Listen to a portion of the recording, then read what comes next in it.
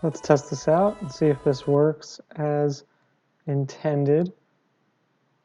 Let's see. Let's see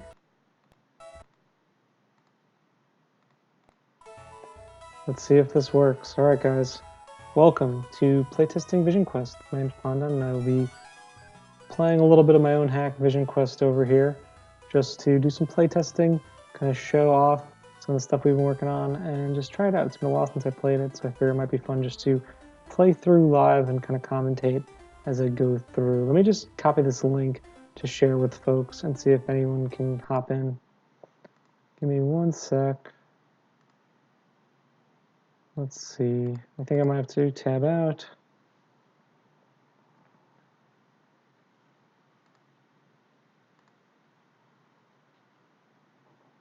Let's see. A while since I played it, so I figure it might be fun. Okay, I think we got it. And we're live. So let me hop back over here.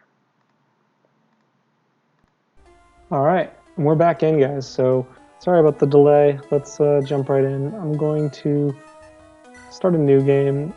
I haven't really done too much in terms of like difficulties testing yet. I've been mostly just playing on normal, so that's what I'm gonna keep doing. And I'm gonna put this here. Something seems up with my playback. Okay, I think we're good. Okay, trying to get everything set up right here. Getting used to this setup is a little funky, so let's dive right in. I'm not gonna voice act, I'm just gonna read the text and see. This scene needs to be edited a little bit more.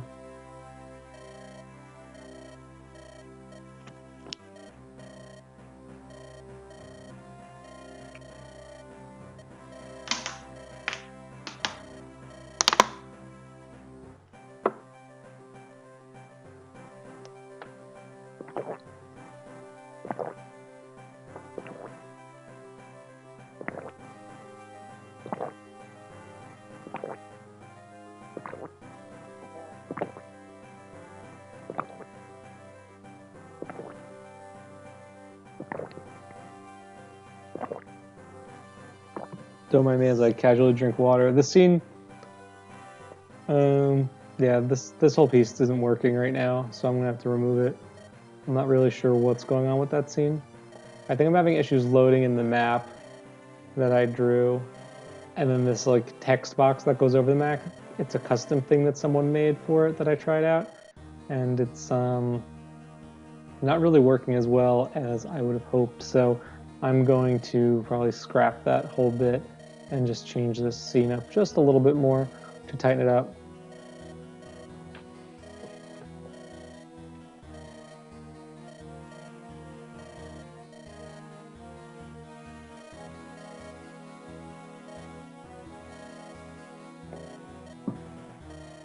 So let's see here.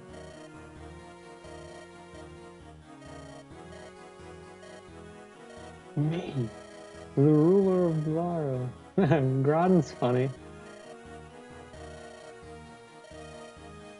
I really want to spruce up Vespasian's sprite. I really like how it looks, but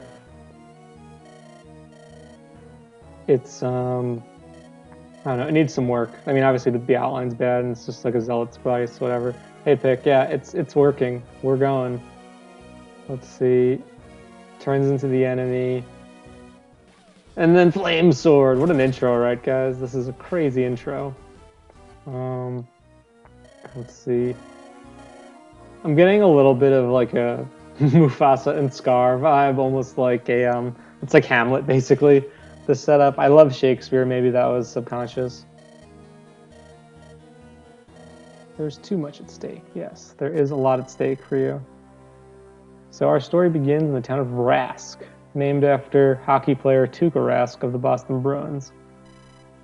Bolaro comes from nowhere really in particular. Storch is actually a name that was a nickname for a friend's sister's boyfriend. So that was just kind of like a name that stuck as kind of like the good old boy, the local jock. Let's just keep reading here. I read pretty fast, so I apologize if you missed some of this text. But Pikmin did a pretty nice stream that covered all of this as well. This scene didn't really change very much at all. I just cleaned up some grammar and the text flow a little bit. But everything else is in pretty good place.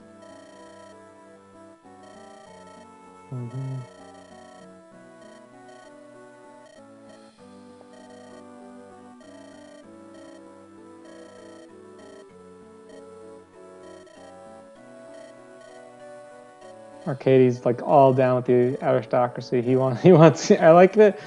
I always thought it was funny because when I wrote Arcadie, I feel like I wrote him as like womanizer first, and then kind of, with this sort of like, anarchist kind of vibe. But everyone's just like, he's an anarchist. So I'm like, man, that's pretty wild. Yeah, I like Arcadie too, Pick.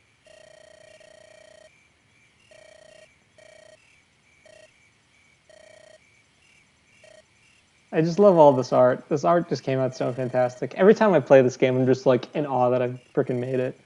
Even though I still don't think it's that good.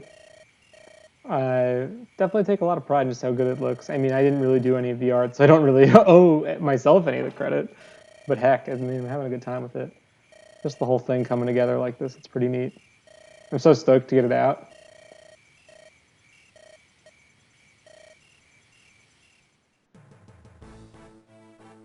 Okay, this all looks fine here. Trying to play close attention. Welcome to Vision Quest. That I do. Yeah, it's alright. 23 chapters, yep, I know. Come chat with us, yeah. Pandan and friends, I love it. To escape this map and others later on, use C's on the flashing top. Okay, this needs to be fixed. Let me make a quick note here.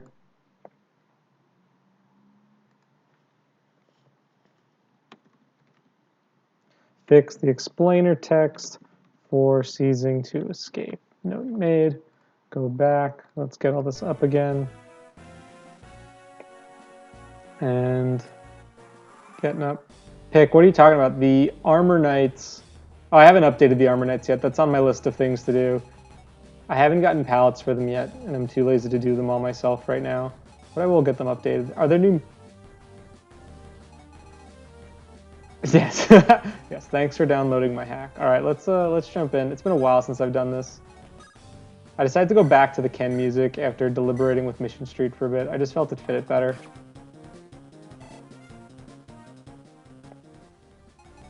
I made some edits to this palette as well. I made the greens a little bit darker. This is the first time I'm seeing it in game since tweaking it, but I definitely think it looks a little bit better in general. Yes, thanks for downloading my hack, me. Without a doubt. Let's see. I took your advice and I made this section a little bit nearer, so it's not as, so you can do some fun strats here. But I think the move, I mean, he's gonna go for her anyway, so I may as well start the chip.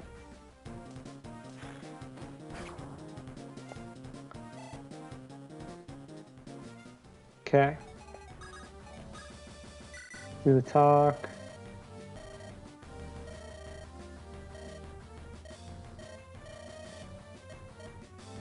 Is there a text skip there?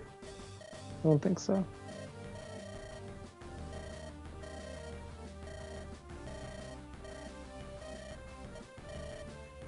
Watch me go. Oh.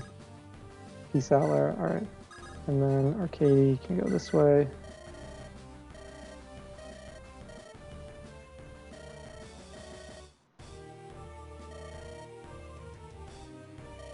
Dude, the cursor is always on the screen. That's just part of how this all works. The cursor is always going to be on the screen. He's my co-host.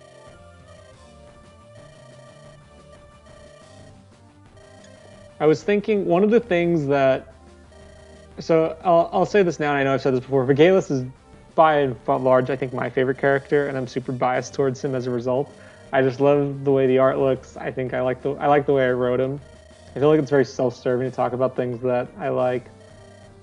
But regardless, Yeah, I was thinking about like getting Vigalis a little bit more screen time in different scenarios. There's a couple of things about his character that I've like drafted up that I think would be fun to share. I also want to explore more of Arcadie's relationship with Storch because those two like don't really have a lot of. They have screen time together, and they're like part of the main crew. But Storch like he barely interacts with Arcadie at all throughout the course of the main dialogue. He's kind of dismissive of him at the start, and that's kind of all you see. Like Arcadie interacts a lot with Vigalis one-on-one. He has some lines with Esphere back and forth. All right, let's see how this goes. I should pay close attention because this is hard. Let's see. 7, 9, that's not gonna be enough. 16, yes, we can do this actually. I like this move.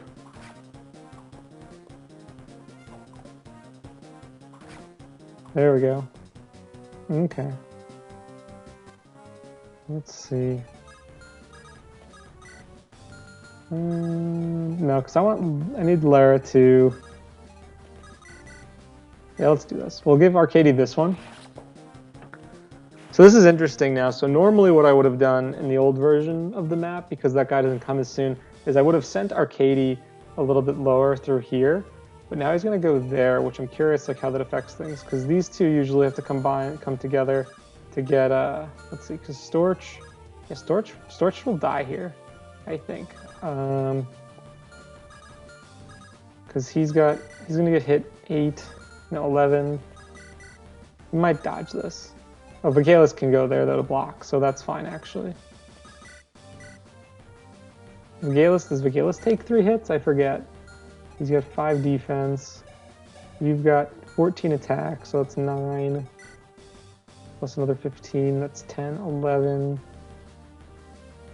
Yeah, that's 10 damage. No, 11 damage because of the weapon triangle. So 11 plus... Oh, there's no weapon triangle. What am I talking about? He's a bow user. So it's 10 minus 9, so 19. And then this guy's doing 13. That's 8.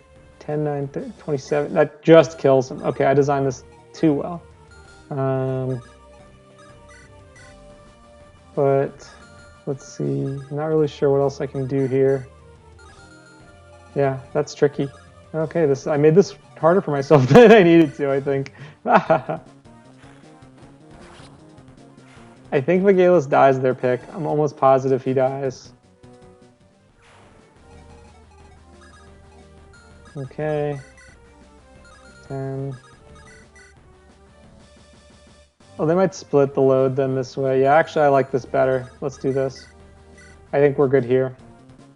Or we can do that. That works too. Gotta love a random crit on the cat spell there.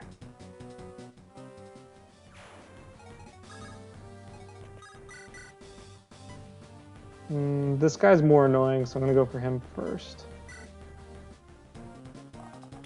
Oh, actually, this might have been a bad move. Actually, nope. Yeah, I forgot. This is where I need to go. Oh, I need to check that. Shit. Okay, this still works. Sorry about that. Sorry about that. I'm panicking a little bit. I feel like I need to play this super well because it's my own game on the screen, but I don't really know what I'm doing.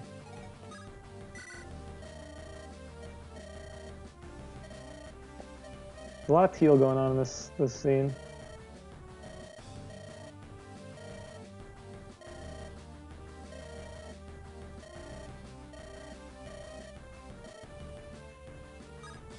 All right, let's try this out because I'm thinking both of these guys might go for Vigalis. I'm not sure if the soldier can reach with the force there. Yeah, okay, so he'll live. Vigalis managed to just like wrap these around. I mean, I'm sorry, Pick. I had cheat. I'm very sorry about it.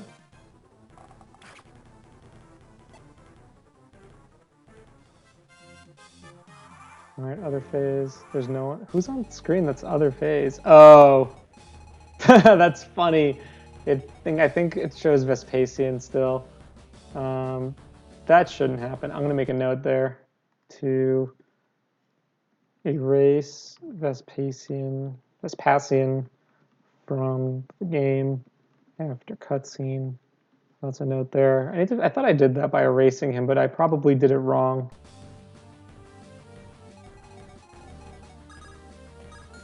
Alright, so let's use... I need to get S-Sphere in there. So I'll send Vigalis down here.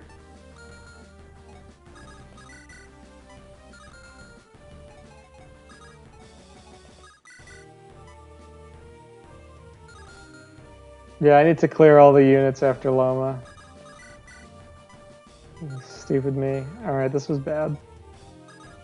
Oh, before Loma, okay. Let's see, maybe they'll go for Lara.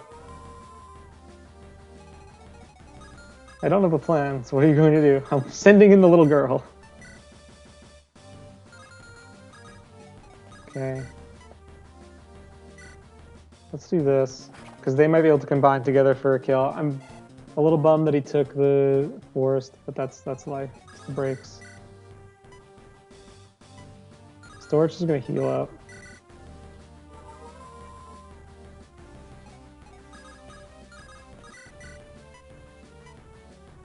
Actually, they can't. So Vigalis is running, and he's going to heal. All right, I need to make this a little bit simpler, I think, for the first chapter. This gets a little dicey, but I'm also playing really aggressively. Maybe I just broke my old strategy. The transitions are still whack. I need to make sure I fix that.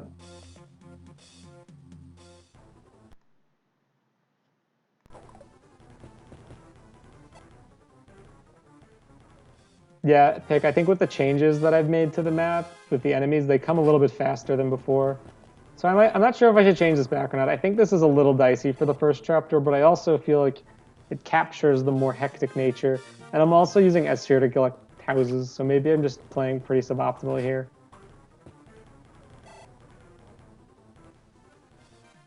In the old build, you could send them up sooner because there's only that one fighter that S-Sphere one rounds. Oop. All right, well, I have to try this again. That's embarrassing. That's embarrassing. Got some pretty bad hit rates there.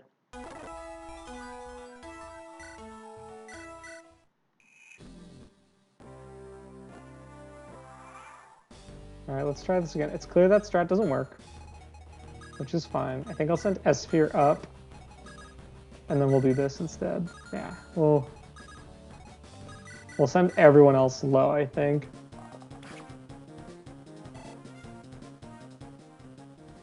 That was very poor showing. I'm still upset. I just saw my screen pop by with the with that. Okay, so Lara's doing all right here. She gets this kill. Storch. Okay, yeah, Storch is fine here in the forest. Talk to Vigalis.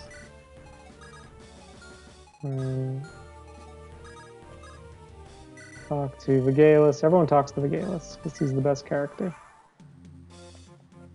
Okay. Dodge this. Nice. Okay, that's fine. All these axe dudes. I guess I really can just send... You know, it's interesting. I think I'm better off sending Storch up north in the future with this. Just a few little tweaks. Just change the whole flow of the map. That's pretty cool. Let's see. Okay, so Storch didn't crit here, but that should be a kill for Vigalis. Yeah, there we go. Vigalis. He's got this. He knows what's up. Alright, then I think this could be Arcadia and Lara. 12, so let's... Does he hit for enough? No, she doesn't, but it's close. Lara's going to be doing a lot of killing later in this run, I'm sure. Okay. I'm pretty sure that this guy will go for Storch, but I'm not sure.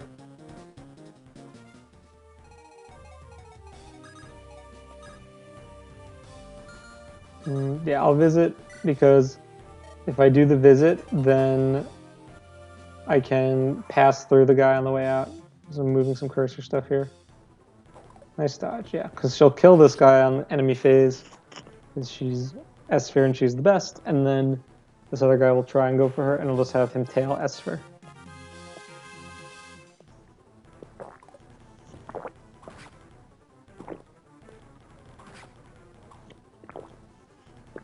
That's one way to handle that, but I think there's probably a better way. It also gives a lot more experience to S-Sphere than maybe I feel like I should be giving at this point in the game. But this is when she's at her best. Like her combat just declines the rest of the game. Her combat's bad, basically. Like by the end of part 1, I think she starts to fall a little behind in terms of combat. Just being a fast swords lady isn't enough.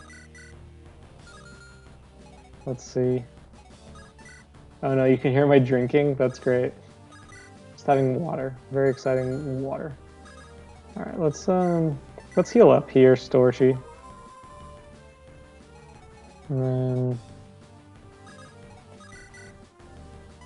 we'll do this, yeah. S-Sphere will get up close, or Lara gets up close and personal. All right, this attempt worked much more smoothly than last time. Arcady can one-round this dude. This is the one that I think this is the only guy on the map that Arcady doubles. And I think there are situations where you can load in without it because of the way I have some of the variants set up, but I think he's like solo level. It's like very low chance of proccing. Let's see. I'll do this instead because this guy's going to go after Vigalis and that'll take too long. So I'd rather give Vigalis the kill on player phase. Thanks, man. Staying hydrated is important. I had like I had a little bit too much coffee today, I think, earlier. I was recording Souls of the Forest, and man, that game is freaking hard, man. I feel like it's like my Fire Emblem boot camp, man. I'm getting a sick workout playing it. Alright, we'll give this is Storch. So this village was actually a very different scene at the beginning. It was like a really bad reference to FE8 and Orson and like the stuff with his dead wife. Oh, what? Why did this not close? Did I not visit? No. That's weird. I need to fix that. Let me make a note. So the northwest village does not close. Check tile change. Okay, I love my notes that I keep in a draft of my email. So let's continue on. Because I can go back here, right? Yeah. Okay, I can visit there too. Okay, Lara can kill here, but I want her to move more.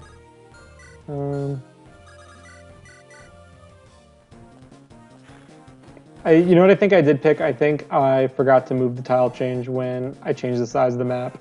Yeah, I think you're right. I thought I got that, but I wasn't. You know what I think I did? I didn't change it because I wasn't sure if I was keeping it or not, and then I decided to keep it before I finished testing. I think that's what I did. Okay, we can swing down low here. The Esther is fine up there, and then these guys can get a little bit of a head start on the rightmost side. The strategy is definitely a little too S-Sphere heavy for my liking, personally, but it's fine. These transitions are all long. Yeah, that one closed. Okay, so I definitely just made a mistake with the one tile change, and so you should kill both these guys and not die. Man, after playing Souls of the Forest, this feels so much simpler. Like, I thought this was player phase oriented, but nope.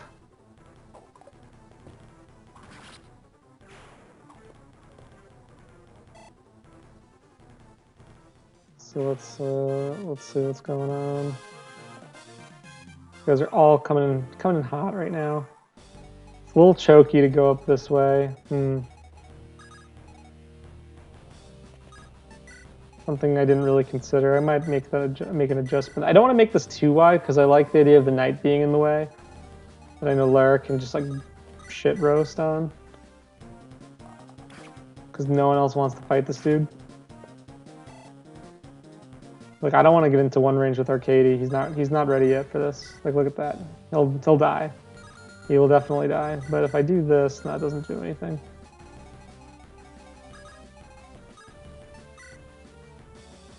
I can shove. That's pretty funny. Just clog this up. You know, that's a good idea. I'll do that. I like that move. Because Vigalis can take it. I don't know if Esphere should be able to survive. This Lance dude. No, we go in for Arcadia instead. Okay. Nice dodge. Yeah, for chapter 1, like, I don't know, I feel like this is one of those chapters, the more I play it, the less I like it. Yeah, it's a little easy to clog this, but it's the first chapter and you don't really have anyone super tanky, so you kind of need to use the chokes. I think these one-tile chokes are fine. I did go back and remove a lot of the one-tile chokes in some of the later maps, because I felt that they just kind of clog things up too much here. There's a little bit of the logjam I don't think is a big deal. I think it's also just the way I approach the map by swooping up through the bottom versus going up the middle.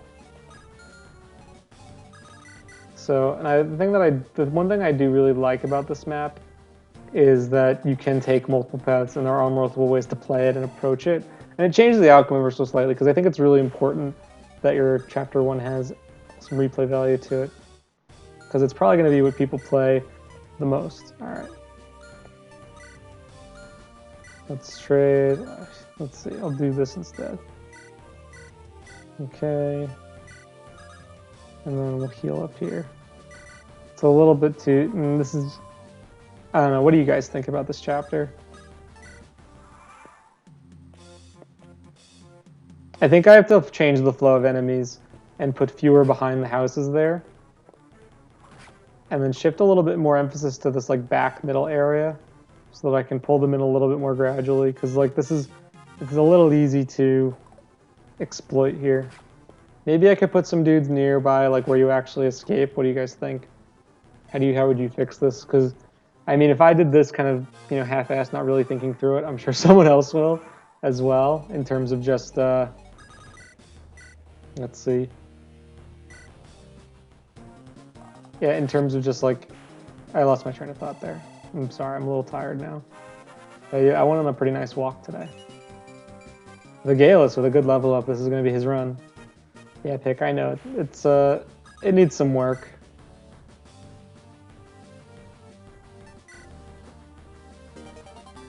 Yeah, I unintentionally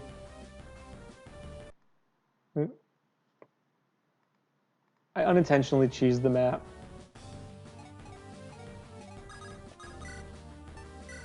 Okay. Someone came into the chat and tried to say something that's mean. Alright. That's good. We'll give her this village. She can go here and attack too. Yeah, this needs to be fixed. I just think this can be cheesed too easily now.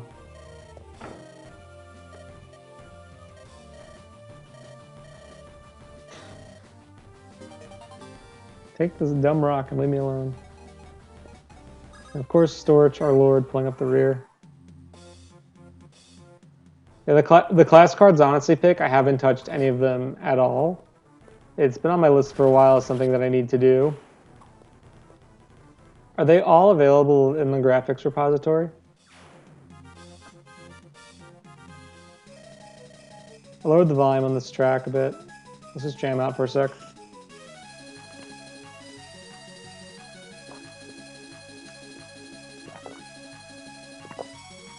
I lowered this a little bit to see just how it sounded. I think this sounds better, but my volume's also just a little bit low on my ears.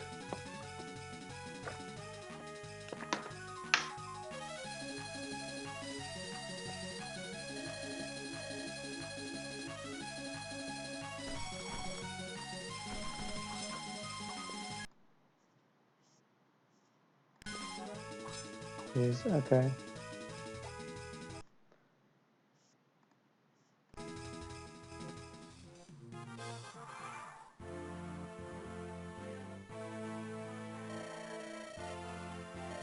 Levin's working on a new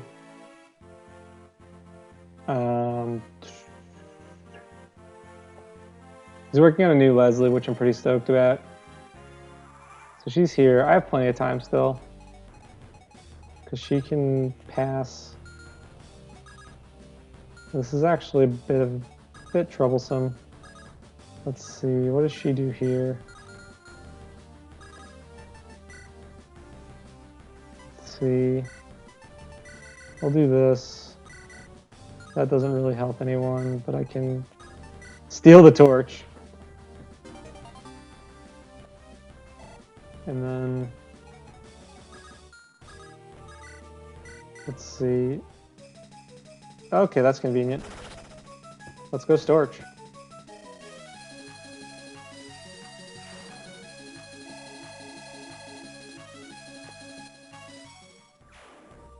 Alright, and then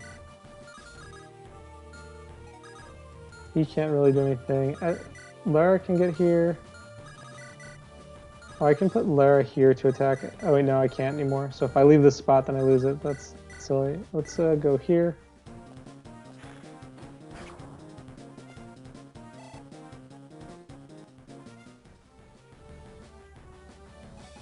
Okay. And then I'll just wait here with my boy Vigalis. Okay. Kind of interesting how those guys move first. Look at Storage just on the crit streak right now. The crit definitely helps him out early on when he's not that buff. Well, that's a pretty solid level up. Would love some speed though, Storchy. Alright, so I got everything. It's time to bail. Time to bail. Let's see, we'll shove, do some shove strats here. Alright, we're good. Build supports. And we'll do the talk. I checked this one, we're good.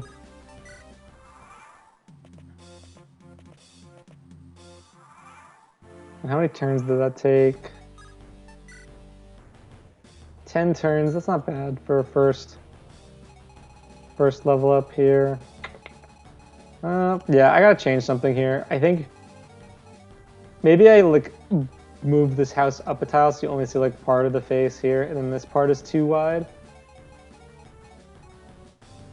Or maybe I put the knight up top with the red house so it's a little bit harder to get. But I want you to be able to get this on the way out.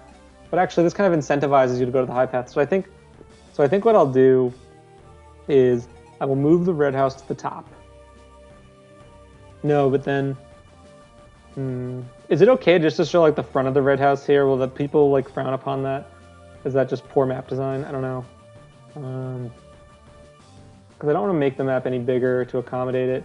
But I'm thinking, you know, if we put the red guy here.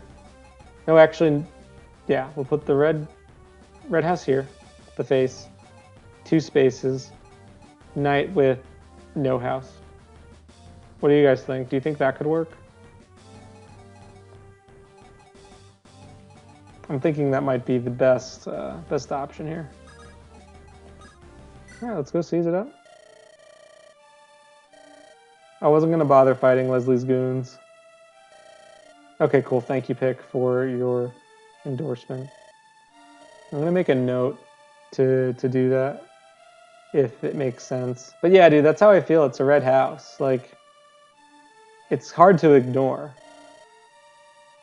I don't really know what else to do about that. I could lower the wall one, but I'm not crazy about it. Yeah, I think it would be harder to see that it's a red house. And considering that it gives you a talisman, I don't really feel like messing with that. And it's one of the best dialogues in the game as far as feedback that I've heard.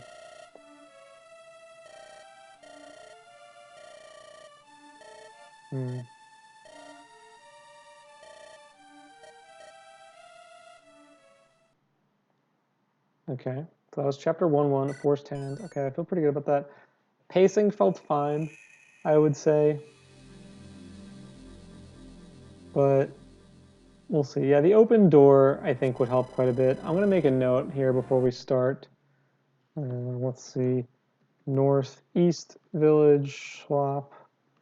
create 2 tile choke above top. Top village. Yeah, because what I like about this is that you'll get the logjam in the bottom of the map if you're just like in a rush and trying to skip and you get kind of caught up. And the top one, there's more options, but you have to go a little bit further around, and you pull in the boss that way too. I think that makes for a good first chapter. So let's try that. I'll make a note. Cursor on screen, yes. As Chair said, the classic Dan experience.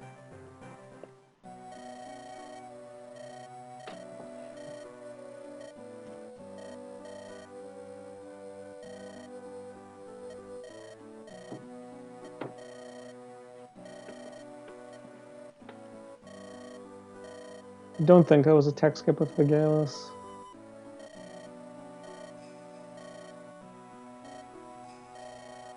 So this chapter was one of the first chapters that I redid when I went through my initial draft. The first draft of this map was like, you kind of had to stay in one spot and it was a little boring.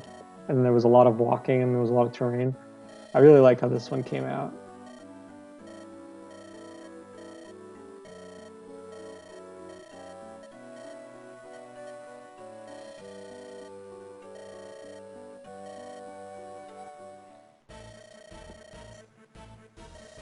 That transition I'm not crazy about. I might tweak that, but I'm not really sure what I could do.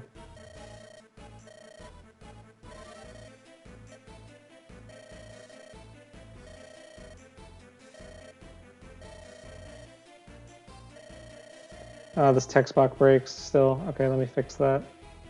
That's so bare. All right, let's see. I'll make a note. Sphere text box breaks in intro dialogue before preps. Okay, so we'll go back there and we'll get this back up. You sly cougar. That middle text box is weird too. I'll check that at the same time. I think that's a Vigalis line. If all the merchants die, you will get a game over. Why? Oh, you know what? I changed something here to just like, because I gave these. Oh, you know what? This is kind of annoying. So I set up the little blue crystal as like a unit to defend, but now each of these guys have individual unit IDs. So this way I can stagger the amount of gold that gets given out in a later chapter if they're alive or dead. So what I have set up at the end of chapter 3 now is instead of Storch's dad just giving you money, he gives you piecemeal all the money that you won from this chapter, so you'll only get the amount of gold per number of caravans that survived. But in order to do that successfully, I need to split these up. And so now this blue gem only shows up on this one guy, so these other guys look expendable. But this guy, I think, would be the last to die if you let them all die, if I'm not mistaken, generally speaking. Let's go get right into it. So I'll lead with S-Sphere up here. This map, like most Fog of War maps, I feel like it's a lot easier once you know where the fog is. I don't really have to worry about torching too much right now, at least on this first turn.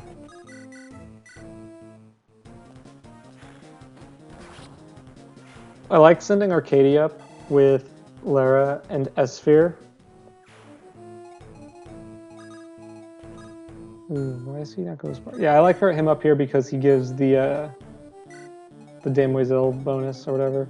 And then I send Storch and Vigalis over here. Actually, I usually like to have this torch on Storch here, but I forgot. How would I do that pick with the unit IDs the same? I mean, I don't think it's that big of a deal. I think I'd rather just get rid of the little diamond just to make it a little bit easier rather than like spend the time eventing something. I mean, if this is functional, then it doesn't really matter. I got some FE7 music. Nice dodge. Even he's got some crit going on now, too. Okay, first Arcadia level up. Let's see. Alright, some bulk and speed. Esther's got pretty good res, so she's usually fine here. A nice dodge, too. And then we will continue on over here.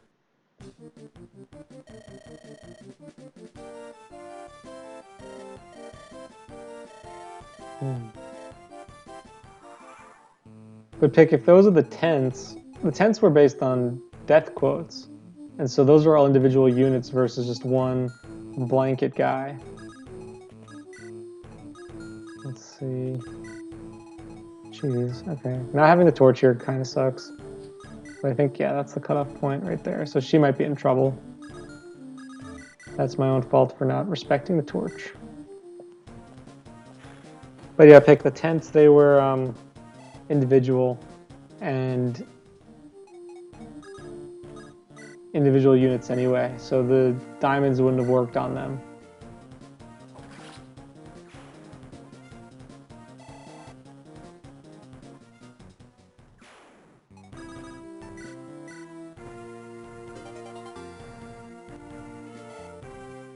If they're all the same unit ID, how would they check for each one to be alive? Oh, so it doesn't matter which one dies then, so long as it triggers just the number of flags. So I could set it to like trigger F, D, and E flags, for example, for each death, and then tie it all to the same death quote. That's pretty neat. Oh, I got these animations in too.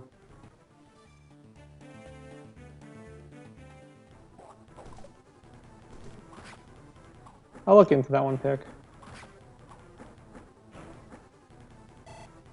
I didn't comment on that, but that sphere had a really good level up.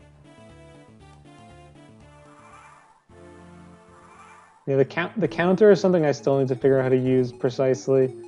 It wasn't something that I've experimented much with. One of the part 4 chapters has a counter in it, and I haven't really haven't had a chance to play with it very much to test how it works, to give out different rewards. So I'll be experimenting with it more eventually, but right now I want to focus on getting the first 3 parts completely in a place where I feel pretty good about them. Okay.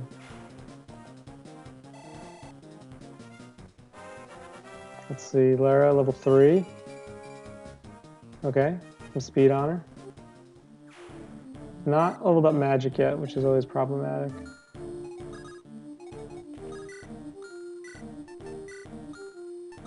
Oh, I didn't even use any of my prep stuff at all. I've been playing pretty terribly.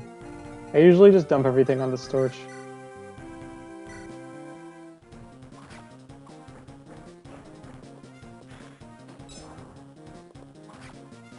I feel like part of me wants to give this guy Thunder so that he actually damages Natsuko, but I like that this kind of shows off what she's good at. When Storch comes in, clean up. Originally, the merchants didn't do anything when you died, and then we pick up the Boogyak. Perfect. Clean kill. Yeah, but some people have come to me and said they thought the Boogyak was like from attacking, but it's just a range event in that space.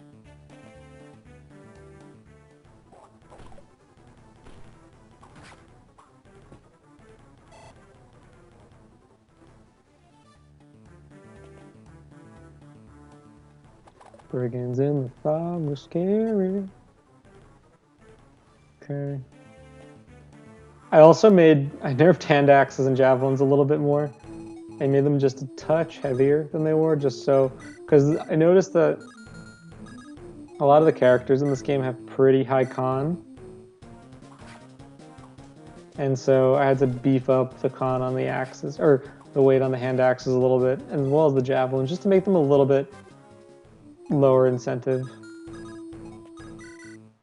Because I really like the idea of archers shining at 2-range physical combat, and the others are using them as like a last resort for chip and stuff like that. Okay.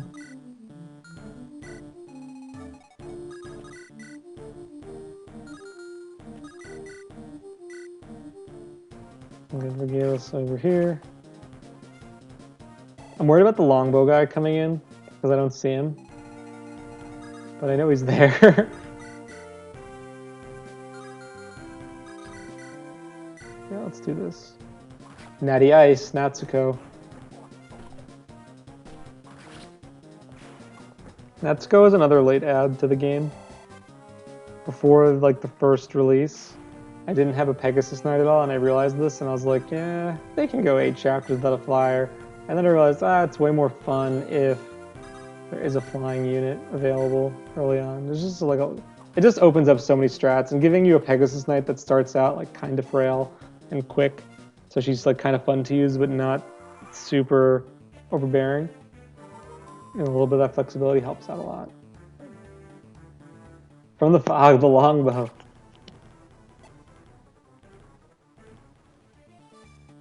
That's so funny.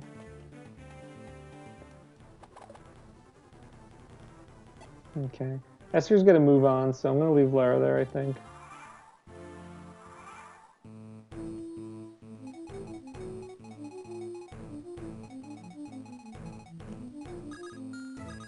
Okay, let's do this. We're gonna torch up here. Okay. A lot of dudes over here, more than I remember. Alright, it's been a while since I've played this. I try to, like... There was a while where I was playing through this, like, really often, and I was going through it, like, lightning quick. And then I haven't played it in a couple weeks. Just with moving and all that, and just, like, focusing on the edits that were being made. I wanted to give it a little bit of time before I jumped in again, just to, like, kind of come in, like, reading a paper after a while, just, like, coming in with fresher eyes on it. Just to kind of look at it a little bit more objectively versus kind of, like, being like, ooh, like, everything's great. Like, I just need to take a step away. Okay. Yeah, let's do these guys. Okay, so we'll do this then without fear. And then this way, Vigalus can get the kill and get the longbow in his inventory. He could have just doubled this guy. That speed level up helps out Vigalus a lot in the early game. Okay. Longbow. And then go here. Alright, let's see how it goes.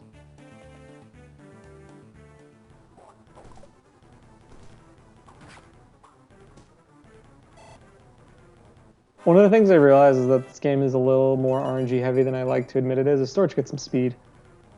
The other stuff don't matter as much, but the speed. I changed up one of the soldiers to be a mercenary back there. I think it's a little bit of a dick move because you don't have anyone that's strong against him.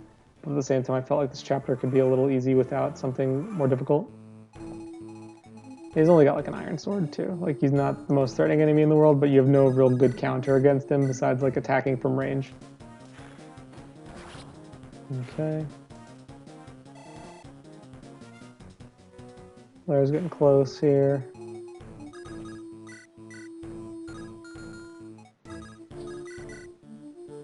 Okay, Natsuko's coming in. Okay, Natsuko really is good in this chapter. I think I'll say that she's just very dominant in this chapter. In the next one, I think she does well too. I think let's see. Pick it like flags your comment. That last one. Yeah, that's fair. I do that a lot because the growths are low and I want the enemies to scale, so that's like you have this constant struggle. I think is like, ooh, that's a nice one. I didn't mean to do that. That wasn't a nice level up actually, but to give you the option, so if like your Arcadia's leveling up poorly, it's not like, shit, this is my only axe user. I feel like so many hacks get very focused on like, this is the one character that can fill this role. And I kind of wanted to say, well, what if we took something more like FE6, which is a huge cast, but so many characters aren't viable. Like, what if every character in FE6 was like viable in some respect? Do I want him to put the hand axe? I probably didn't really need him to. Actually, yeah, let's do this. Well, I don't want to do that. Oh wait, I forgot about those guys. That was bad. That was so funny the way that scrolled up. Oh man, that's terrible. That's super terrible. I totally spaced on that. That was so bad. But I didn't get punished too bad. These guys aren't super strong. I should probably change his javelin to something else, but that's fine considering you can get screwed over like that. That's super funny. I mean, the Galus is going off right now.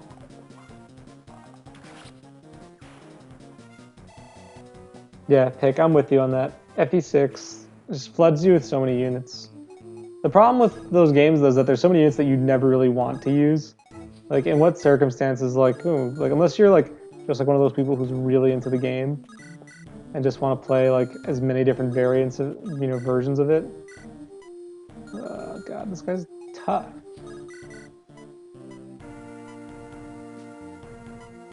I should be able to, between...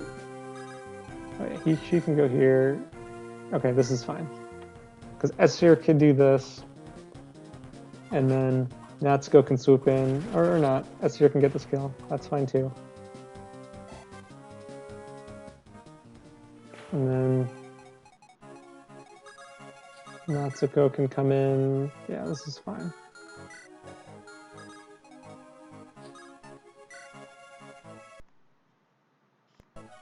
Yeah, some of the units are pretty bad. Honestly, they're pretty weak.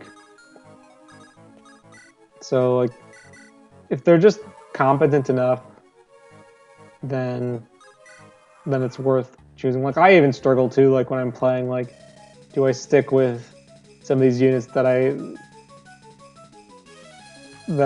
stick with units that I've used from the beginning, or do I just, like, ditch them? And I find that choice in Fire Emblem to be one of the more compelling ones the player has to make throughout the game. And so I really wanted to, like, emphasize that, especially because there's so many ROM hacks that, like, that don't do this. They don't give you a lot of characters. Hey, Warpath, welcome. Yeah, it's definitely. I think FE12 is definitely the biggest offender. I found when I played FE12, there were so many units I wanted to use, and just I felt like I just didn't even have the deployment slots or for all of them. Let's see. You're level 3. You're level 3. The Galus probably needs the love the most. Arcadia I haven't really used very much either. You got a speed level up. Let's give this to him. There we go.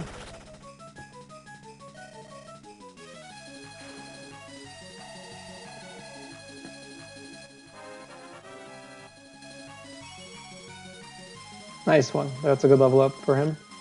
He needs some strength and speed.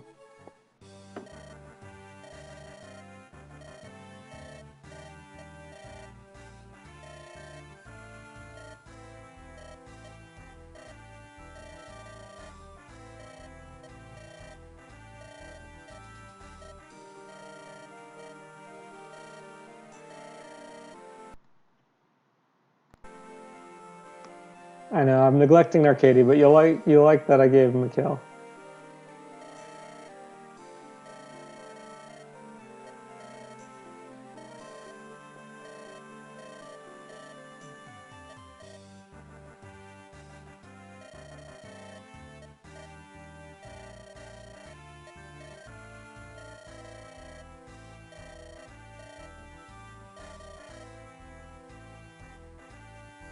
Yeah, I feel like I'm gonna keep talking about this because I have Souls of the Forest on the brain right now.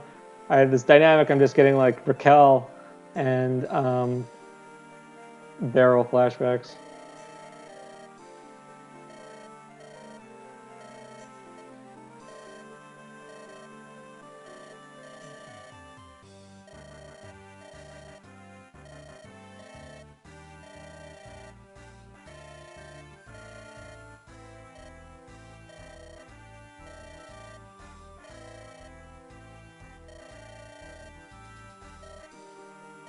Yeah, see, like Arcadie's so nice to Storch, and Storch is kind of just like, yeah, whatever with Arcadie. He just like is weirdly avoidant of him. At least it's like how I read it.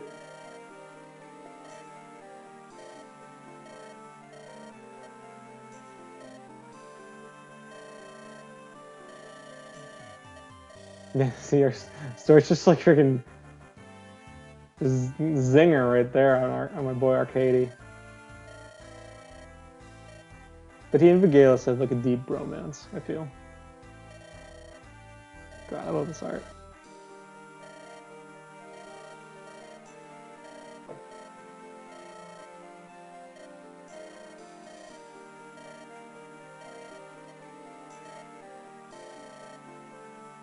I gotta change that text, I think.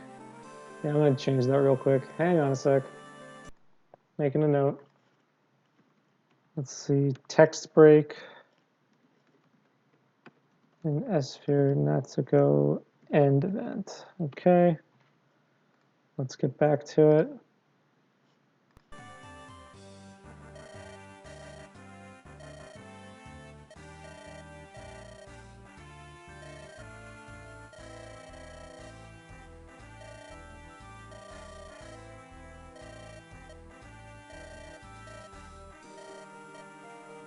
I think what I'm going to do with that pick is I'm going to address it in some of the other supports.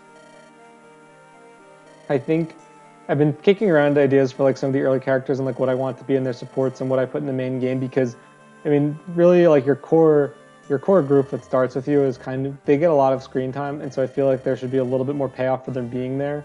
Versus now, I think a lot of their scenes are kind of just like, let's reflect on what's happening, and then Arcadia and Vigalis do their little routine. I feel like a lot of the scenes are like that, and so I want to give each of them a little bit more going on in the main game, or maybe put them into supports. I'm still debating that choice, and I've come up with a couple different ideas of how I want to take it. But one of the ideas I had for Storch with Vigalis specifically was having some talks about like relationships between family, and like Vigalis and Storch talk about like his relationship with Arcady, and like how, you know, Storch finds him insufferable, and Vigalis like explains like, this is, you know, he's my cousin, no, it's more important than that. Something like that I was thinking, or something more along the lines of it kind of like not necessarily being super addressed, unless except in like a talk convo with maybe Storch and Arcady. I don't know. I haven't put a lot of thought into how the dynamic should fit, because they really don't interact very much at all. But the more I like read into it, like what I wrote, I find that like, and some of this will make more sense with some of the other supports that I've started to plan out, but Storch and Arcadia are really meant more to be like foils to one another. And there are certain aspects about Arcadie's personality that Storch himself finds lacking, and I think that causes him to resent him slightly. Something like that. I was thinking, I'm not sure how that's going to play out, but just a couple different ideas. We'll get the cursor tucked away in the top right over here.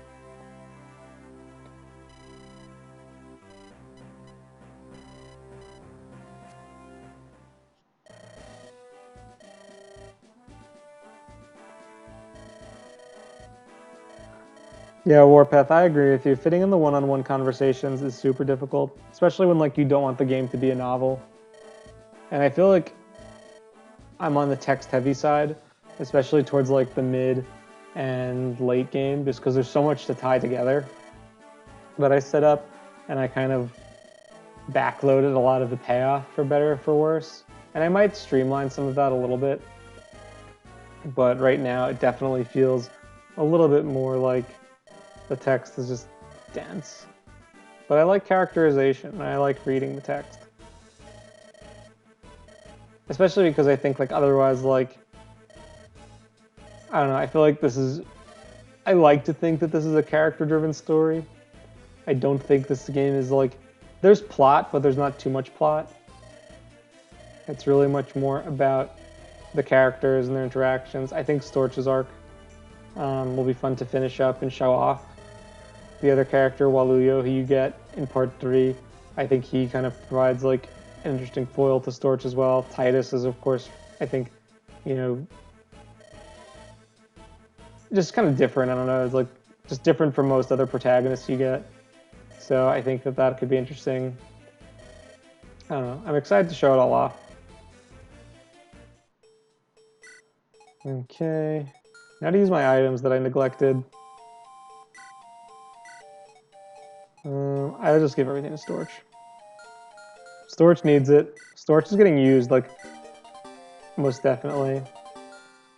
Maybe S-Sphere could have benefited from some of that stuff, but like, I find those stats inconsequential. Okay. We'll go Armory. Okay, we got some money now. I like using the shop in the chapter here, but I used S-Sphere more than I normally do. Like, she's almost done with her Slim Sword. Like, she needs the Iron Sword pronto. I definitely overused her.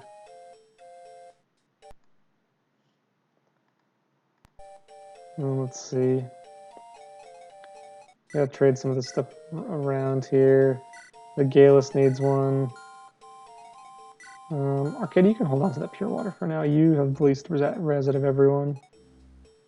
All right, so let's check the map. So I made a few edits to this map as well. Nothing too major. I added a row and spaced things out a little bit differently, so that these walls could be made. Because I wanted taller walls. I thought it would look a little bit better. And then let's see. So this is the first time I'm playing this one as well. I'm just trying to think of how I want to do it. Yeah, I think this is the play.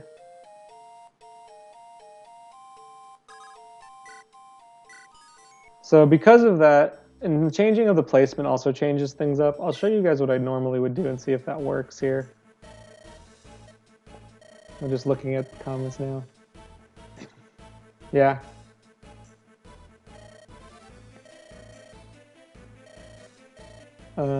I agree with you, Warpath. I think if the story is good, it'll push the player through the game. But the game needs to hold up to a certain degree. I think that quality bar is, you know, not as... The quality bar can be as low as good as the story is, right? Like, if the story is really good, you don't care. The gameplay just kind of gets in the way at that point. I like to think that I did a nice job of marrying the two. Pick, I don't think it's really that different. Oh, I need to fix this Larissa too. I think Levin sent me the new one, but I'm not sure.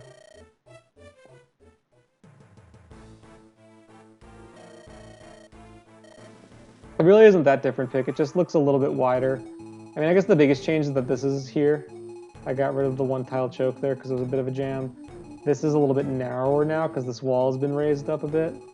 This has been widened. I moved, I think, an enemy or two. But I think this needed to have those changes. That extra speed point really helps Arcadia out quite a lot. So let's do this. Because there's no one else over here, right? Yeah, so these two guys... We'll get Arcadia on him.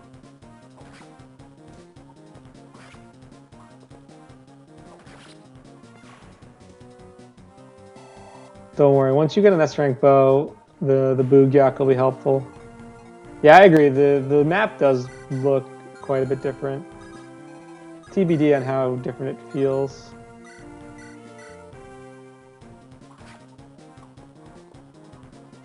Right now it feels pretty similar. But this is... My opening move is usually this, just to get these guys out of the way. And then I'll usually split them up somehow. I like to send S-Sphere down low, so she can build that Lara support. And then, let's see. I know I'm not going to be able to get... Let's see. Can this still work? Yeah, let's see. I think... Oh no, this doesn't work anymore. Okay. I used to be able to drop her there, and then she would only take one attack. Now she faces a risk of dying. Oof, okay. It's fine if she dies now.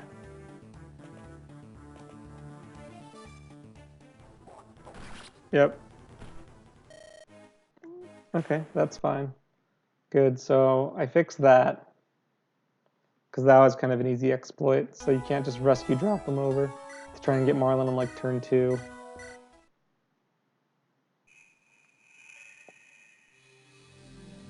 That steel sword does a number on her. Yeah, I know, I didn't do the range check. But I wanted to test it out, because that was the old strat that I used to do. I forgot if I touched this one up a while ago, and I forgot if I'd moved this guy. And yeah, he gets moved there, so I can't do these sweet rescue strats. Actually, I probably still could. But it puts Storch a little bit further out. Whatever, I can take my time a little bit more than I think. Yeah, exactly, Warpath. With that level up, that's fine. Take it.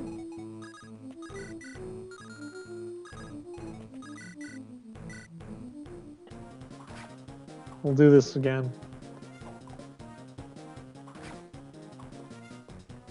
I'll have to wall the low side, because that Brigand doesn't have a ton of range. Yeah. So I can deal with him on the next turn.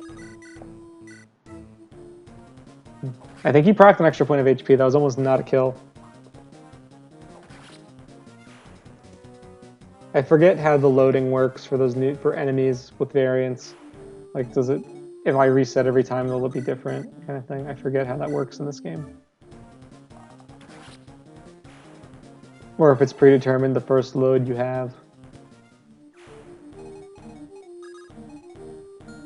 Okay, storage. Can you take a hit from both these dudes? This guy's doing 16. You've got 4 to defense. That's 12. Yeah, you'll be close to toast, if not total toast. Okay. How do you do against this guy? Not terribly, but not quite well enough. And if I put you here to attack, oh, you're. I should be evil and put this guy over 1 more. Okay, so I'll make a note there to move the soldier over where left 1.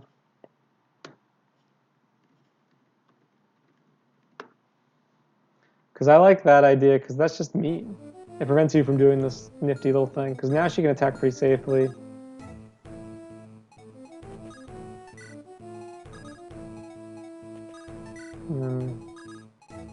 Let's see. I think that pulls the soldier guy up, though, which means Arcadia needs to get down there. Nice dodge. Well, it's cool to know that it reloads the stats. I'm glad it does that. That's pretty neat. I like the variance that comes with it. I mean, I'm a Thracia fanboy. Oof, Natsuko, bad intro. But yeah, I like when there's enough variance that like the map can play a little bit differently each time. Look at him bobbing and weaving through. Oh, I might still die anyway. That's so weird that he goes for storage. Actually, no, he's fine. He's fine. Yeah, that's good. Oh, look at that.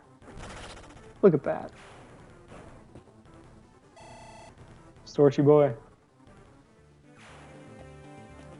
Okay. Guys are coming in. Oh man, opening this choke up changes the way I have to do this, I think, because now this is looking pretty dicey right off the bat. So let's get you down there. Let's get you down there. Support with storage and Arcadia at once. Oh boy. Storchy's gonna do the heal. Oh, I can do both. That's pretty nifty. These need to be updated.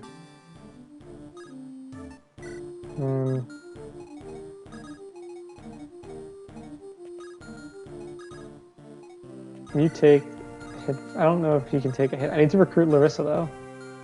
I want to get up to Marlin. This is tricky. Okay, let's figure this out. This is new. I like when it's like this. Okay. So I think, I can put storage. No, I need storage to wall, though.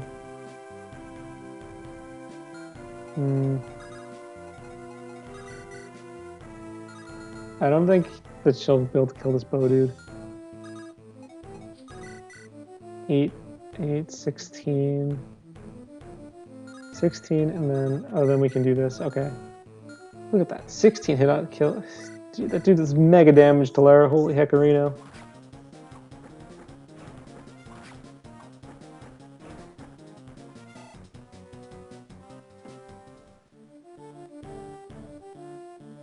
Okay. And then we'll do this. Lara can tank both those guys, I think.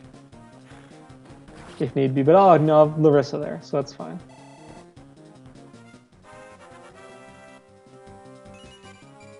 So much better. Just getting some extra magic helps her out so much. I've had to dump her a couple of times because she didn't get enough magic. What do you do against this guy? You live. That's fine. And these guys, do you have 1-2 range? No. You have an iron sword. Okay, so let's talk. Let's talk it out.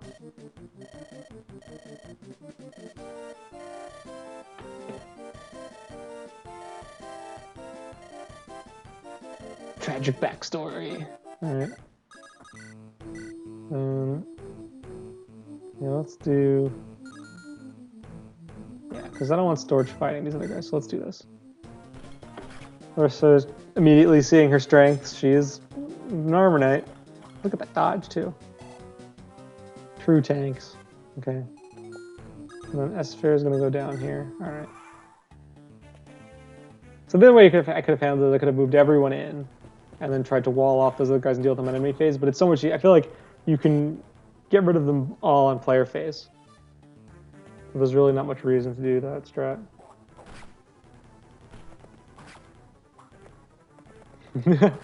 Yes, Larissa was changed to an edgelord. Well, really, I think Storch is really the more tragic one.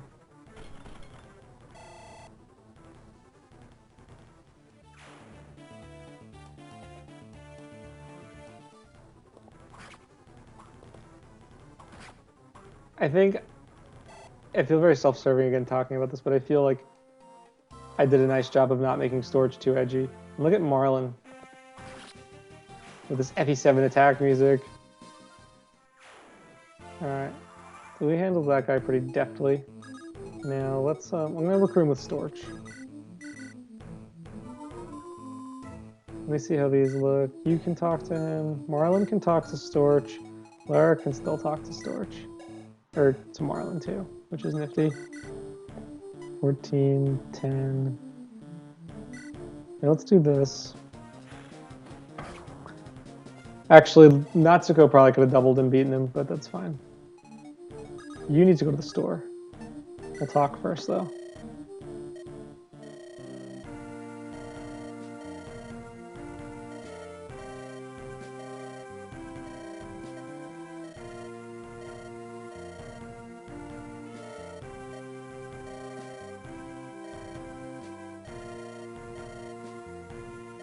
Yeah, I think that's a fair description, Warpath. He's, I think Starch is moody.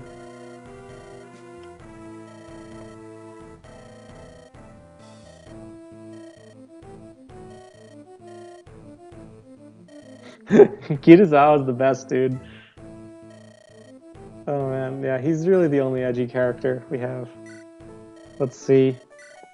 I'd like to buy 3 iron swords here. Because then I can give one to Storch, Esper, and Marlin. Or use that extra one for Storch as a spare. Katie finishes this guy off pretty deftly. Yeah, I'm trying to think. Edgy characters. There really isn't anyone. Ooh, that's a nice one, Arc. Yeah, there really isn't anyone I think that's super duper edgy in this hack on the playable side. I tried to make like the boss, instead of having like joke playable characters, I thought joke bosses was a better approach to it, because then they don't overstay their welcome. They're there for a map and that's it. Okay, Natsuko's gonna go up actually. I like her up here. Okay, this part feels a little bare. I think, what turn is this? This is turn 3. Okay, I should have had the reinforcements come on turn 3, I think.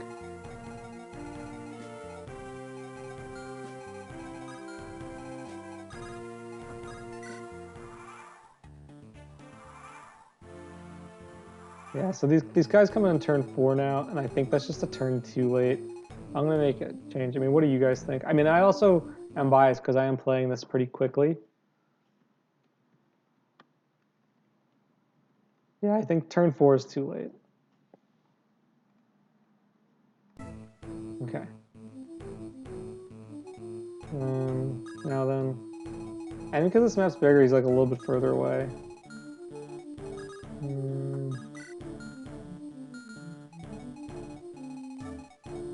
Let's see, let's do this. Talk. Brother! Let's go, Marlin. Man, Marlin's a unit I've really struggled with. I've really struggled with him. His brother sword hasn't changed too much since the last playtest patch. I don't think I tweaked it at all, actually. Let's go here, Marlin. It is kind of silly that Marlin walks into... Whoa! Alright, I need to fix that tile change. Whoops, I messed that up. Whoopsie. Marlin's like, there's no one here in the house I sought to protect. Whoops. That's bad. That's really bad. Yeah, Warpath, I agree. The enemies got cleared out a little bit more quickly than I wanted to. I need to add a little bit more here to make this chapter. Yeah, because now it's just like you set up on them. The first couple turns I thought were good. But now it's a little slow and plodding.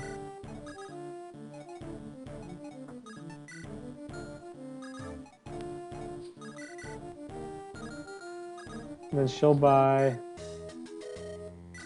a Thunder Tome for Lara, who should hit D rank pretty soon.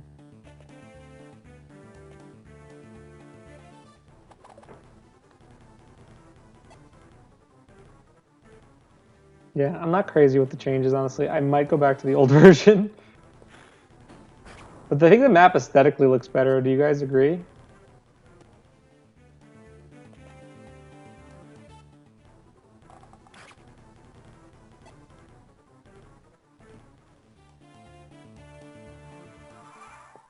There weren't more enemies either. The enemy count was the same. The map just seems bigger, I think, is the issue. Yeah, so I need to think I add a couple enemies. I didn't want to like touch the experience too much because it's like I feel like it's easy. It's so easy to snowball. I was like kind of wary about dragging that out, but I think it needs some more enemies here. Yeah.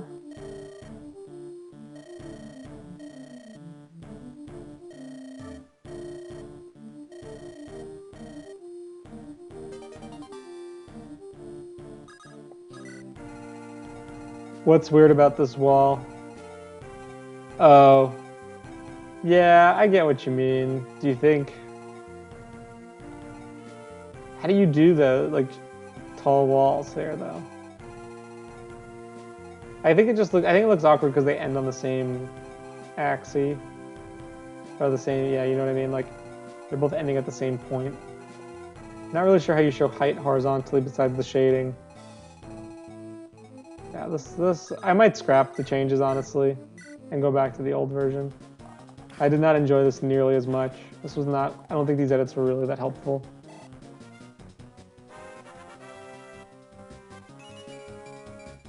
Vagalis continues to snowball though, so all's fine.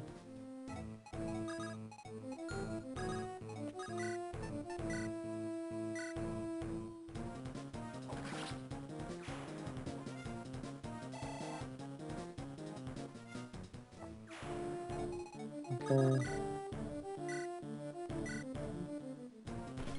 Oh really, is that how you do it? Okay. I wasn't sure of the appropriate way to do that. I can experiment then a bit.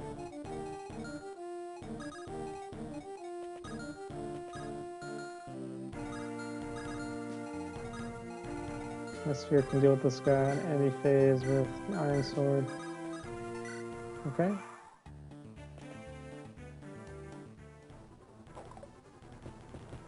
Got it. So you think the bottom part of the wall pick is fine as is?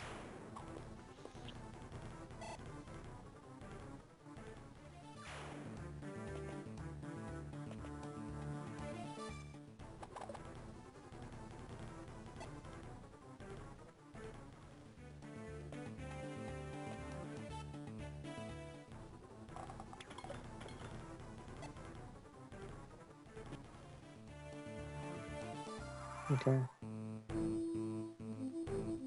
You really like the look of the original. Yeah, it seems too empty, you think? I get what you mean.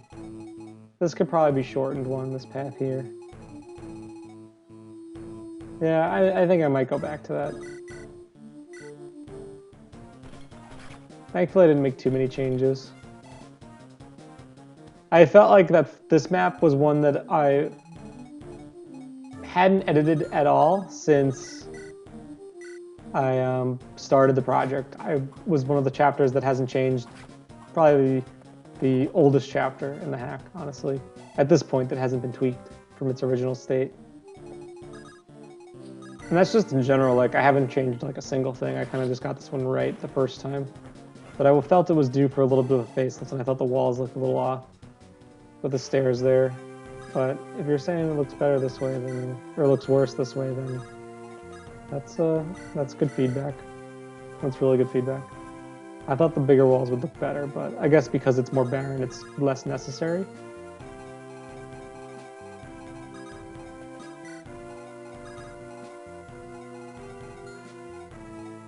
And I have to kind of spread out these dudes.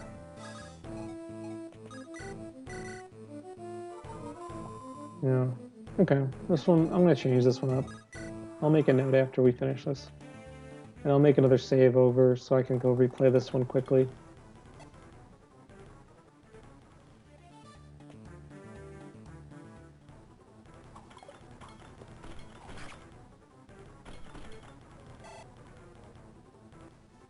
Sorry, just looking at my phone real quick.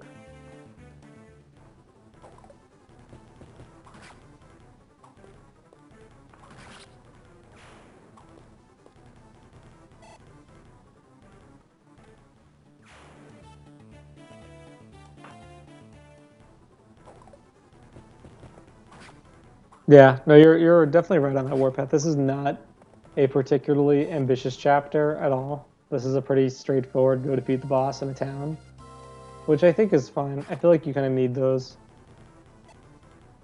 Like short, simple, but done well, I think can be really nice.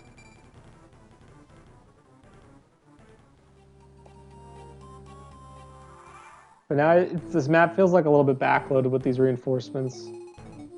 But I'm also like not really thinking very hard about it, which I think is another bad sign.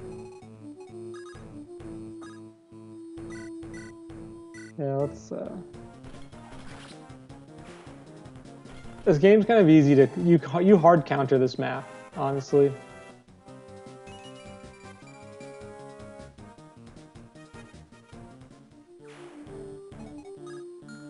Yeah, let's keep it simple. I'm gonna go back and edit this one out. It's helpful to play this and talk through it and get feedback, so thank you guys for sitting around with me and doing this. Over here. Like, look, these guys are doing like nothing. Maybe I'll just change these guys' weapons away from hand axes. Yeah, I'm gonna do that.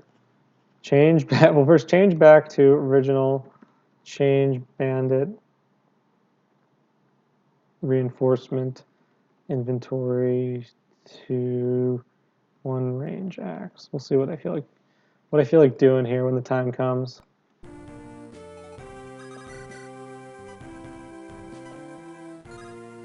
Okay, that sphere can go up here.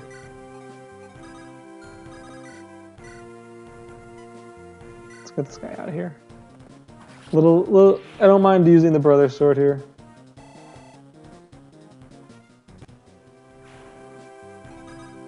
And Cat's Balger.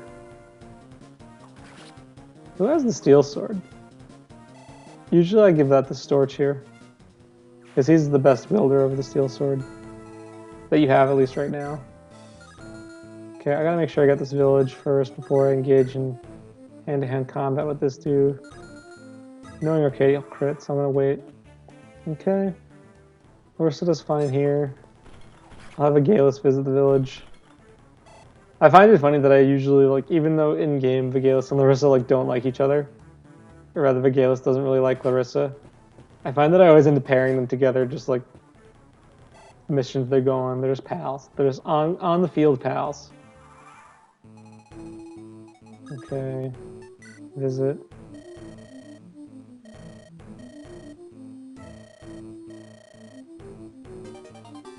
This poor old guy, man. Oop, that one didn't work either. Yeah, so I clearly, when I did this, I clearly still needed to test it before like committing to all the tile changes. So these are all set where the originals were, I think, which is perfectly fine by me. Now then, I can,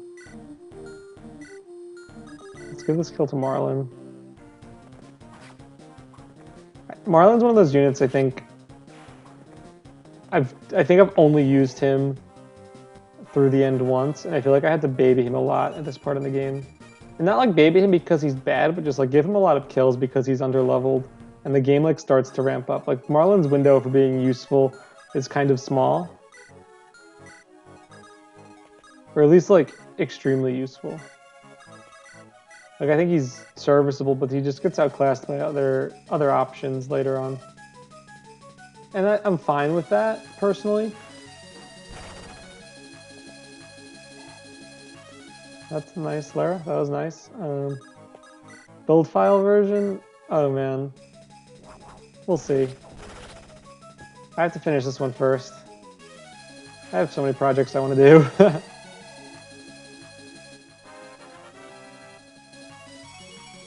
Yeah, when I designed him pick, I kind of wanted Marlin to be like a growth unit.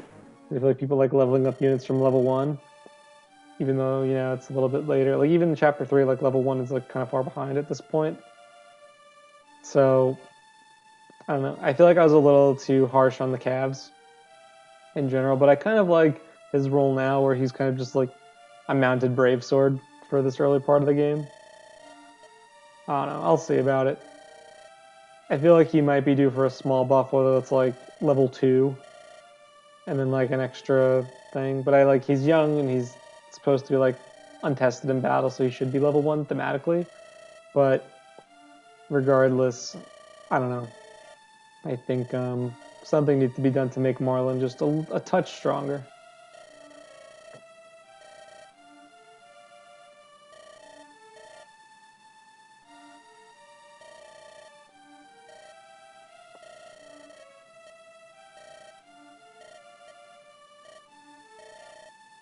Okay.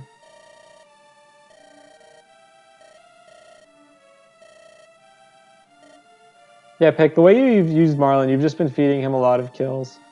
The way I see it, especially because you're not commentating when you're playing, I see it as like you're trying really hard to like use him.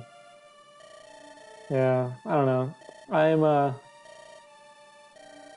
But the thing is, like, if you have a Cavalier that's good, like, it can really like tear up the game. I don't know. I'm okay with Marlin being a little bit more mediocre, but I think he could be. I think he could be made just a little bit better. Yeah, the swap Kanto strats are fun. Yeah, he's definitely more of a utility Cav for rescue dropping and swapping. His offenses aren't that great. The Brave Sword is nice, like very situationally, that only he can use. So it gives you a reason to deploy him versus like, you know, because especially because the early game is so stacked with sword users, it's kind of like his unique bit is some of his repositioning stuff. So he like is there to help make your units better. And when he's free, I think he contributes and fills his role quite nicely. But I just find that like once you have more units, it's hard to get him into the starting lineup.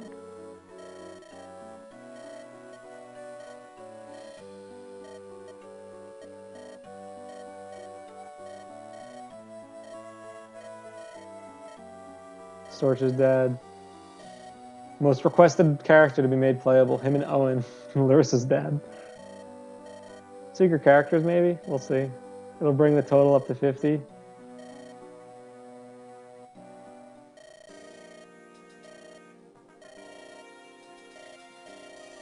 Esphere knows what's going on here. Brother!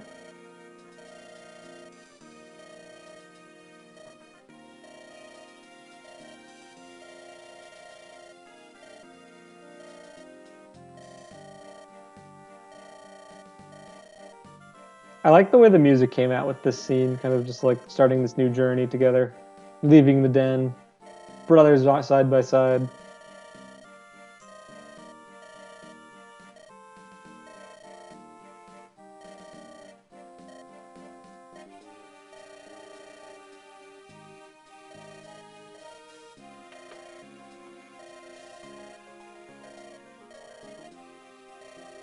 This isn't the easy street, Marlon.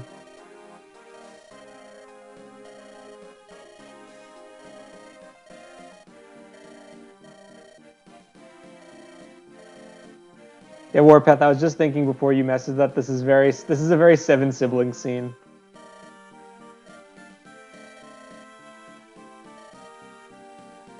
I actually stole this.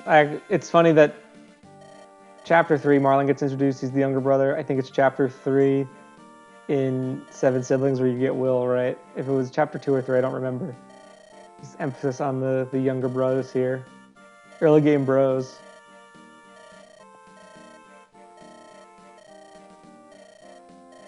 Can't even begin to articulate how it feels. I always pictured him saying articulate. Can't even articulate how it feels. So that's what we gotta do to survive these taxes, and it's worth fighting for. Storch the noble. With all of us together, we fine. Oof. Throwing shade, some serious foreshadowing here.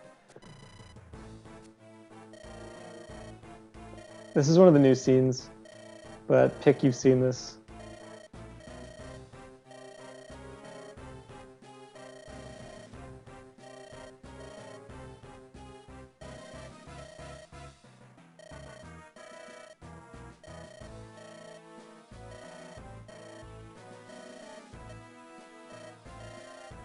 Yeah, I'm sure, dude. I'm sure, like, assuming I feel I don't know if I misread this, but if your family is actually you're one of 7, then I'm sure family dynamics play an important role. I have one sister, and I'm the eldest. But so there's a little bit of a different dynamic in our household, as you can imagine. I do not have 7 siblings. Does that make me unqualified to play Fire Emblem with 7 siblings? We'll find out next time. Yes, this is pick.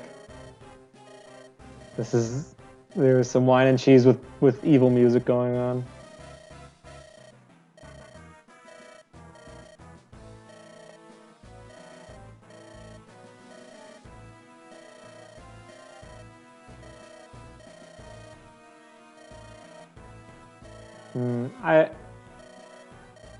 I like that this is like one of the first times I'm seeing this scene, and as I read it, I like that it intros, like the scene, so this particular scene it serves a couple of purposes.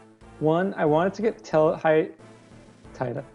Titus and Helga a little bit more screen time and kind of establish their characters and the relationship with Groddon, because previously you didn't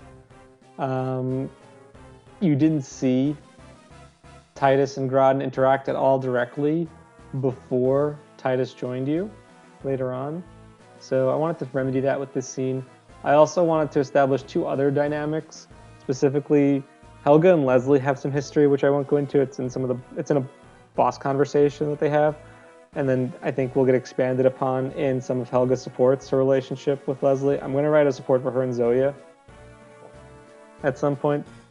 And then also, secondly to that, is to show off Leslie with Zoya in a scene before that. One is to make Leslie feel a little less like, just like an 11th hour Kamuk type character. But also this helps establish Zoya a little bit and just Morpeth. It's a family dynamic scene. They're drinking fine wine. She's just sitting here talking about how she's kind of skeptical about what's going on, but she's bound by duty because she's the loyal older sister knight character. Groddon wills it, I'll see it through. Between you and I as sisters, I disagree with the approach. However, I cannot allow my emotions to obstruct my duty. Yeah, so this is kind of like, this is why, because before, like, the only times you saw Leslie is when she's being, like, super serious and stuff, and then she had, like, one scene where she's kind of tender towards the end, where it's like, am I doing the right thing? It's like, bro, you've been around for 11 chapters, and just now you're showing some tenderness. Like, this, I think, kind of shows a little bit more of the struggle that she has. I don't think I do it super well here. I might have to change something. But I think it helps establish Leslie a little bit better to make her just a little bit more of a sympathetic character and not just like, yeah, fuck you, we're going to kill this person who's been chasing us unsuccessfully in a couple maps. A Blarn Red.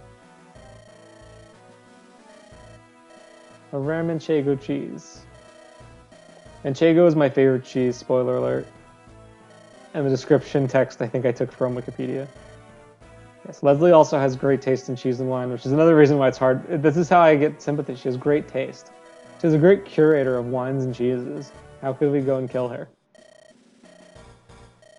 But you don't really see this kind of stuff in any games. Like, I feel like the one example everyone talks about is like Ford painting. Like, oh, Ford likes to paint.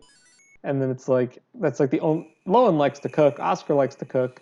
That's like kind of all you see of characters doing like kind of non-war related things for the most part.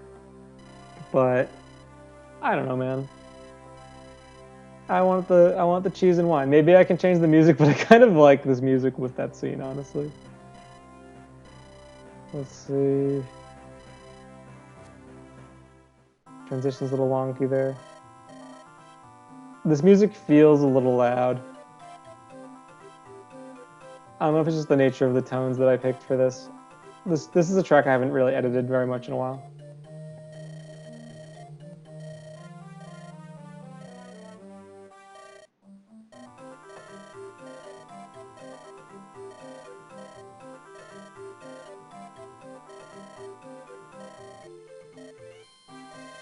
Oni, it's Oni some time, boys and girls. Oh man, one of the best mugs in the whole game, for sure.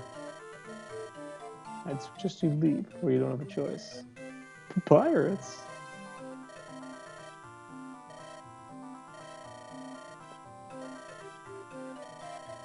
Something like that.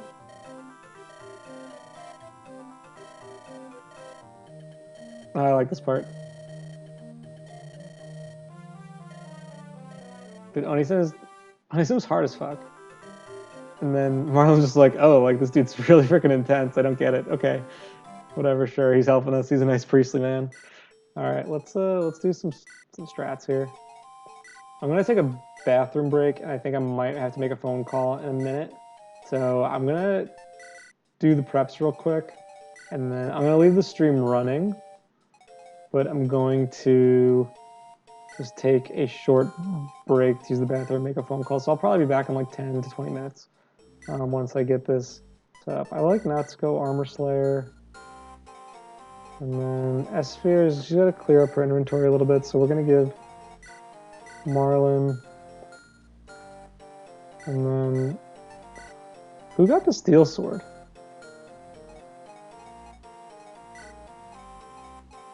Oh, you know what? The Steel Sword didn't drop. That's annoying. That's really annoying. I didn't realize that. Okay. I mean, I don't think it's that big of a deal, but I'm going to make sure I make that it.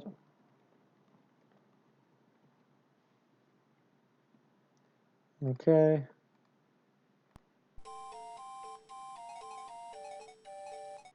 And then we're good. She's almost at D rank. That's fine. Marlon's also almost at D rank too. Steel Sword would have been nice, but it's fine. We'll be fine without it. Oh, one thing I wanted to ask about. I saw in Souls of the Forest, Skryza had the convoy set to 200. How do I do that? I feel like that's got to be just as like a simple hex edit, but I'm not sure where that is. I'm sure there's documentation on it as well. I just haven't had a chance to look since I was recording a little bit earlier today. Let's see. All right. I'll check the map. Let's see. I like Larissa over here. Yeah, I feel pretty good about this split. Yeah. Let's get him up a little bit closer. All right. And then, yeah, this is fine. All right. So guys, I will be back in just a bit. I'm going to leave this up. I'm gonna put my mic on mute, and I'll be back in a couple minutes. So apologies for that. I will see you soon.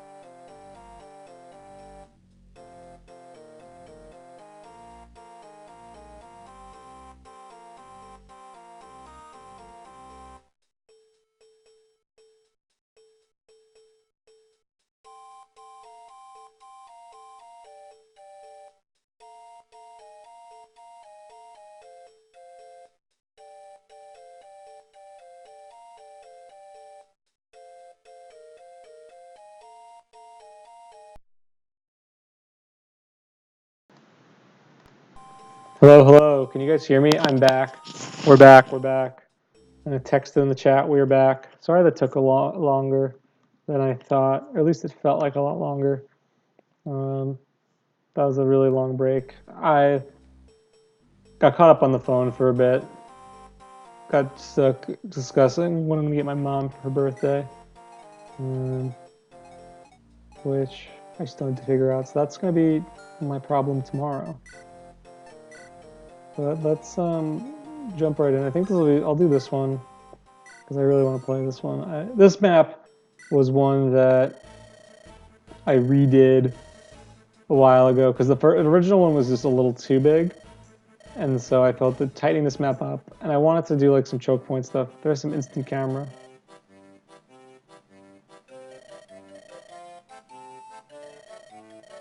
There's a little bit of the tech skip there. Hey Skyza, hello Mark Rosengart. Glad you're both here. Here we go, it's Nazar time. Nazar is like one of the last early game characters to not get an updated mug, but no one really knows what to do with him. He's already so great. Look at that chin.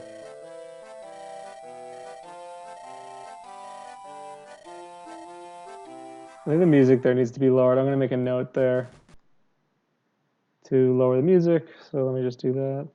Lower Jolly Roger Bay music. And then for 1.4, I have to, what's it called? Just making my notes here. Sorry guys, 1.4, fix instant camera movement to boss. Okay. Okay.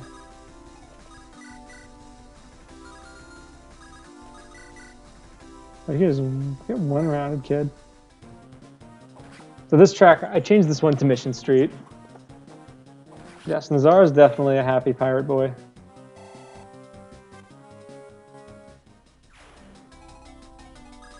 Okay. Oh wait, we can do some swap strats here. Oh, look at that. I like that move. Only the most pro strats here on this channel. And we can do this. Yeah, I like that move. I'm pretty proud of that one. Off the cuff. Alright, so this guy's here to prevent you from doing that. Okay. Let's see. I'll move Storch over here. S-Sphere's gonna go here next to Storch. I like Larissa in this spot. Nazar doesn't move, and she comfortably hits this dude.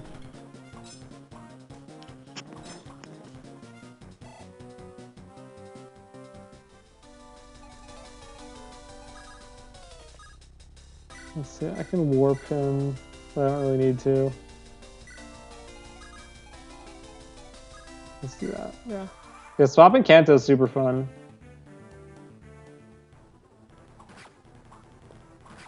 Marlon's just like shuffling around chairs. Wow, rare side of Natsuko not doubling. Okay. Guys, I will say this game feels way easier after playing Souls of the Forest. Holy heck. I'm up to chapter 4 and I died. And I took a break because I was getting tired. It should all go up next week.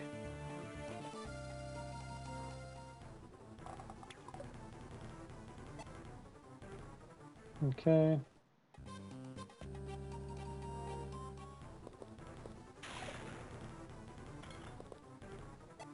Okie doke.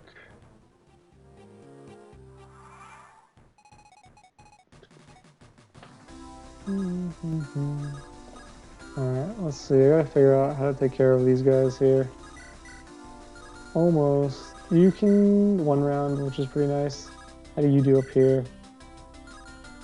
18, and then yeah, let's set up a kill for Marlon here. I don't know how long I'll be able to actually use Marlon for, but I'm gonna give it a try here. The Galus is definitely a unit I'm gonna stick with because he's gotten some very good level ups. Arcadie's also leveled up really well. Lara's leveled up okay, so I may end up having to drop her. I feel like everyone else who plays gets like an amazing lair, and mine's kind of mediocre. Let's see, Arcadie's clean here. Arcadie's definitely the best against the male archers in this game.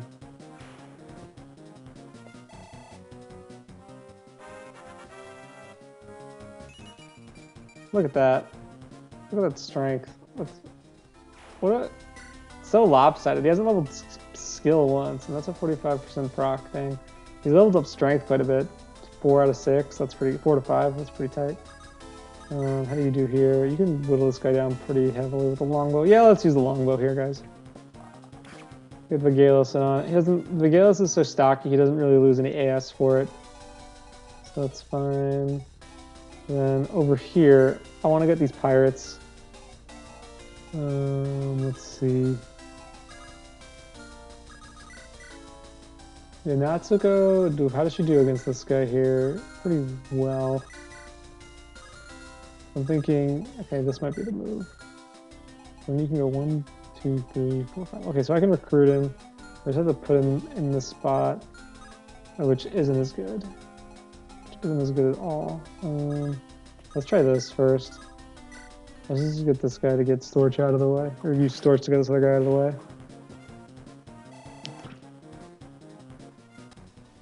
Okay. And then we'll do... I'll pull the guy in with, what's his name? With Larissa. Because that Myrmidon has a killing edge and a stealable gem, so I'm going to use Larissa to pull him in. She's probably the best equipped to deal with a crit. And she can also kill the mage as well.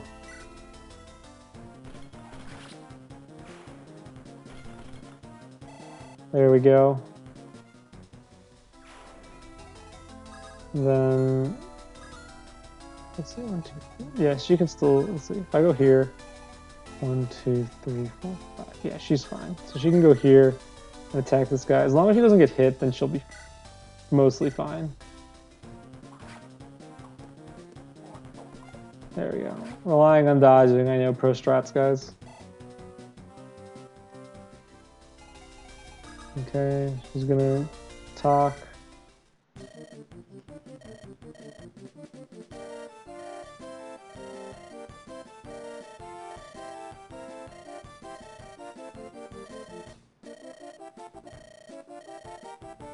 Are you well?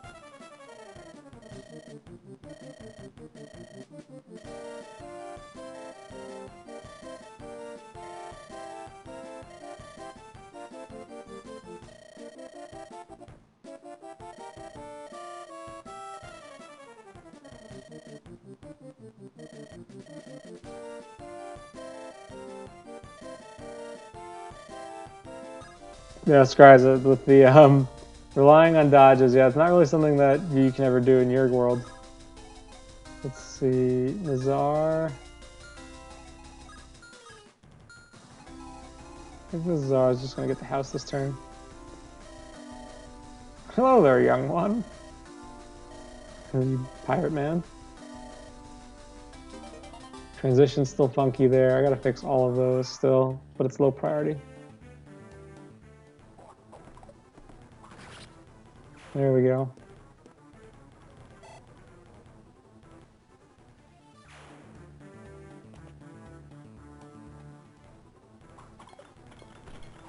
There we go, yeah. This is great in this spot. Does what an armor knight needs to do.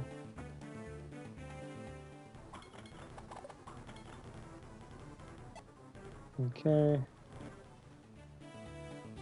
And then this guy goes for him. Yeah. Arcadie takes a bit of a beating from mages, which is fine. But let's keep this moving here. Yeah, pirate visiting the village is definitely...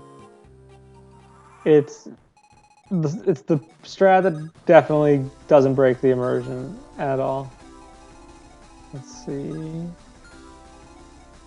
I like sending Vigalis up here because he doesn't have too much to do down low.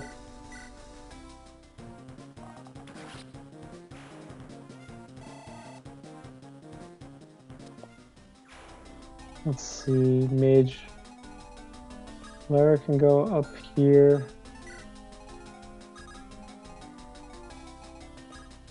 She needs a heal. So I'm gonna send him over this way. Onisim's gonna heal him up. I'm gonna have... I think I'm gonna need to give that kill to Storch or to Natsuko, the Myrmidon, because I need to have Esphere run back and steal from him. So Larissa's gonna come down here to blow all this off. And then she's gonna swing up, steal the red gem.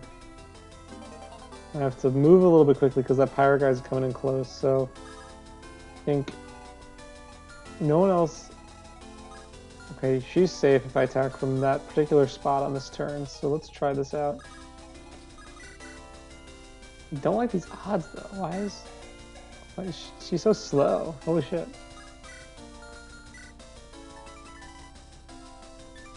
Let's see, so should have 12 AS. This guy's got, oh, he's got 9 speed. Okay, this guy's pretty buff actually. Never mind.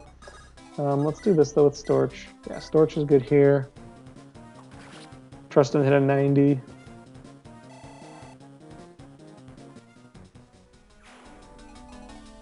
Get Nazar moving. I'm gonna heal. Because I think the pirate will prioritize attacking. I think. You want to hit this guy? No, far from it. Okay, we'll do this. Yeah, Natsuko didn't level up speed, which hurts her there.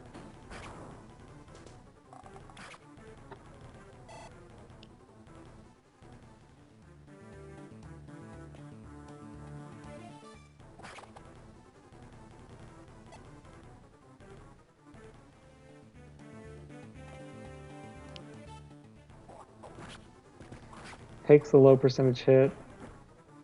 Still no doubles. Even with lightweight, she doesn't do anything extra. What's happening? Here we go. All right, let's see. This can go to Marlin. Lara's close to getting that one, but I want Vigilis to get it because I need these two dudes to support faster. Yeah. Steelblade, yeah. Steelblade Peg, watch out guys, this is the new meta. Okay. We'll keep them in support range. Okay, this gets a little dicey here because I want to move in, but I don't really have the means to right now. Okay. I don't want to go where this guy can't two-range him, which is at this spot.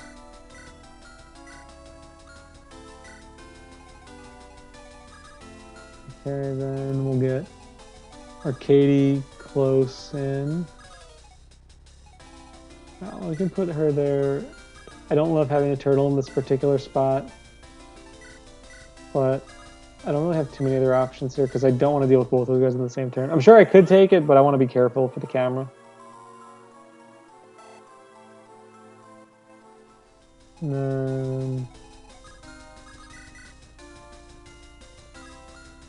let's heal her up again. This is a little bit of a frustrating battle. I'd love to get her over there sooner, but that archer didn't. I didn't pull the archer. I'm a little borked here. This guy covers some ground. You can go up and get her.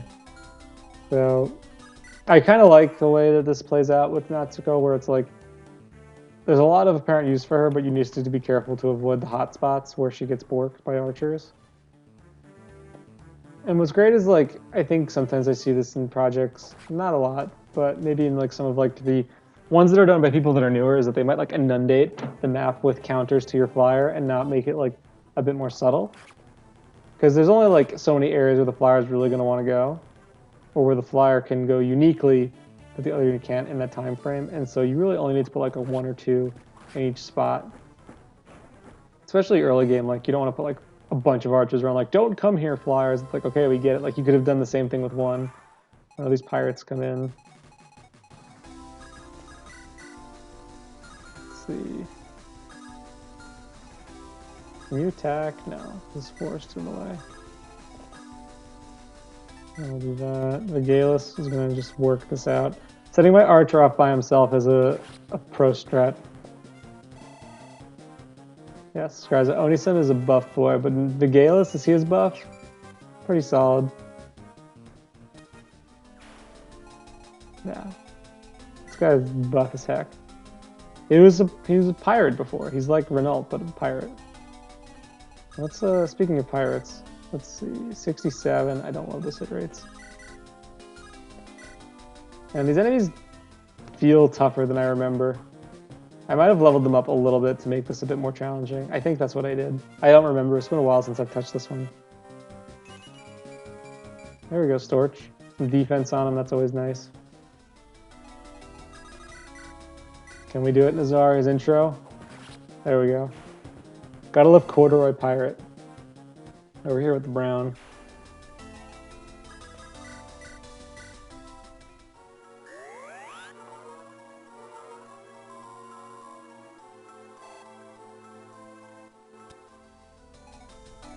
Okay.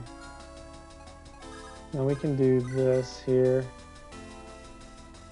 And then Larissa can finish him off, and then I can start to actually know. Yeah, I'll use Larissa to finish off.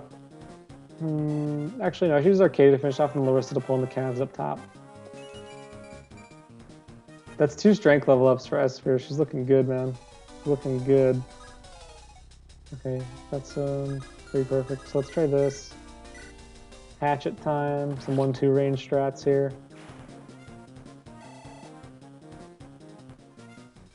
And then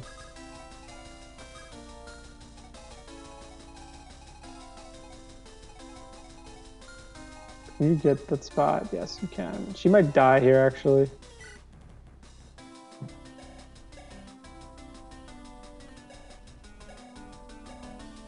Why am I struggling here? 16, 21. You have some defense. I gave you a little bit of a buff. 13. So it's 3 minus 8, so 11. And then this guy's probably going to get you 13. 4, 8. You live, but barely. If this all connects. And you're out of range too, so I have to pull you back. I have Natsuko here who really just wants to get this kill. I can't put her up there because then these guys come after her, so let's use the Armor Slayer, our new Pirate Slayer weapon. Scriza, which for you to use, are you talking about the Molder like buff animation, or are you talking about there's a map sprite now too?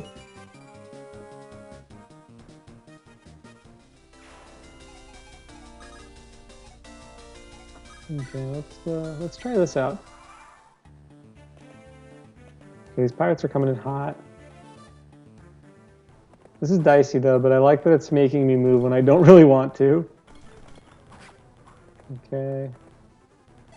Heavy javelins. I forgot about how heavy these guys were. Oh, okay, he'd rather go for Esphere than take the counter. That's fine. That's fine.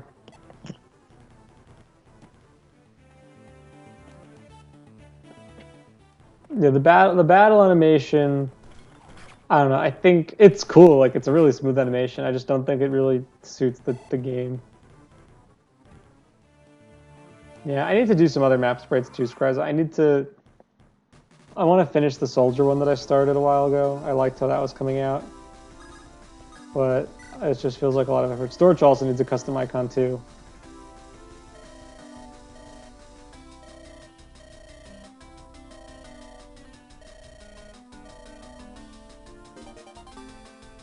Yeah, it would need a custom class to do that, which would be annoying. Okay, Marlon can just wreck this dude. Alright, watch out for these strats right now. Ooh, yeah, look at these strats right now. How you like these strats now? Get the horse there, up to Larissa. And then, yeah, she can one-shot that Cav now.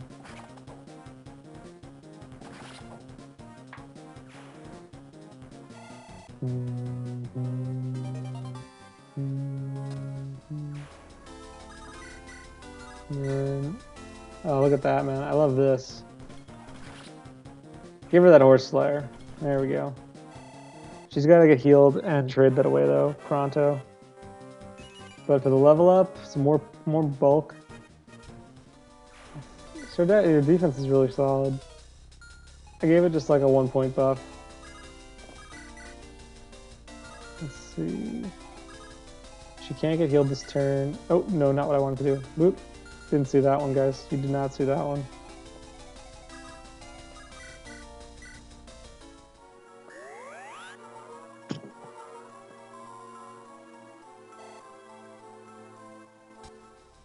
Okay.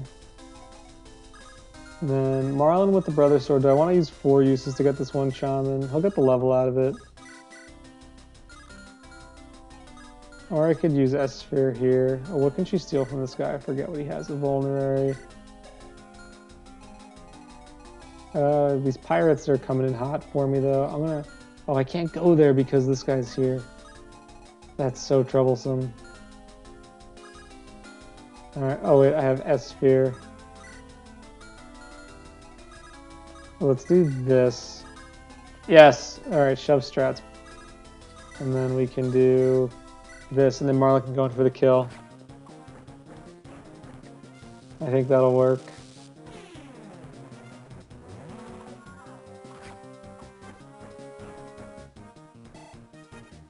I love shove. Shove in games where you... Because it's like...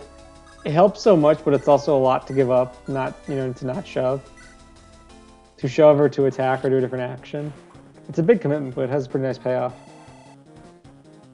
Welcome back, Warpath, the mother unit. Chatting with Nance, doing battle preps with Nancy.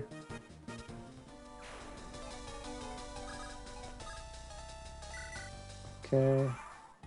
Gotta love the wholesome family dynamic. I'm all for it, man.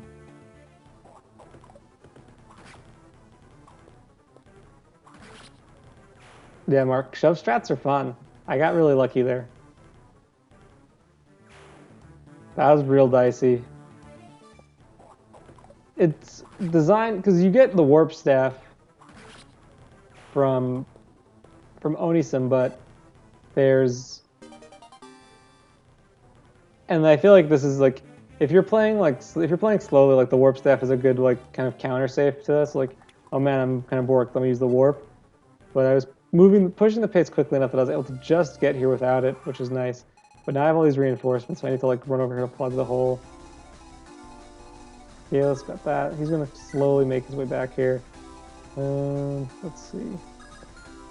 Everyone needs heals though.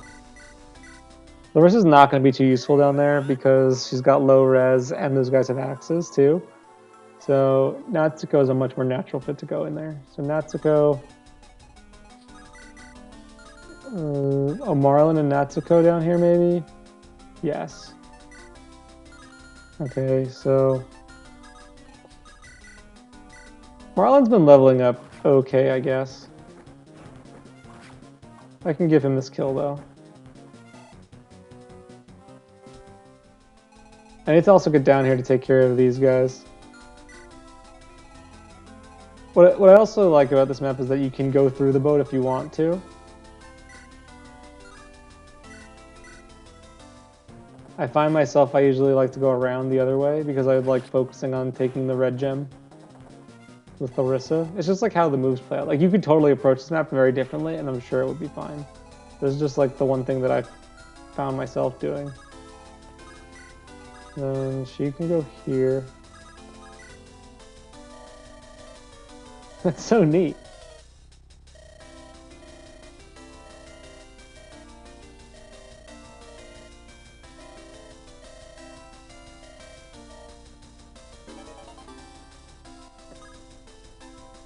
Okay, we'll send the torch back.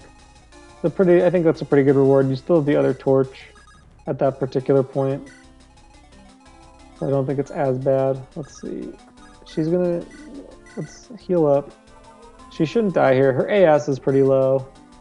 13, 8, that's -5. She's at 0 AS. This guy's got it. These guys, steel bow. Okay, he doesn't double because he's way down to heck too. Let's see what happens here. I think I'm gonna try and support Arcadia and Larissa this run. I think their dynamic will be fun to write.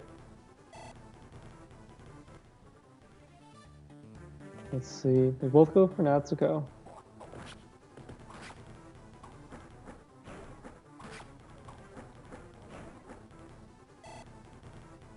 And then Natsuko's really missing the steel sword that I forgot to make droppable. That's fine. We get an Iron Blade next chapter. Scallywags of the sea are we. That is so true, my friend.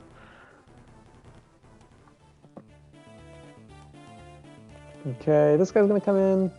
Guys, with Arcadia on giving the +2 defense, that helps Larissa out a lot. Okay, got some shamans now though. And Arcadia can go here. I'm gonna let Arcadia kill the boss, but I have plenty of time. Nazar's gonna go down there and beat up his old crewman. Let's see, which one? Let's do this guy. So I got this, since I have the new desk set up, I got a new chair, and it's just like, the back has no resistance to it, unfortunately. It's something I need to figure out how to fix. I'm sure it's just like a matter of like adjusting a certain knob, but it makes it really hard to lean back, so I find myself like kind of leaning forward a lot, and it just makes sitting a little bit less comfortable than I think it should be.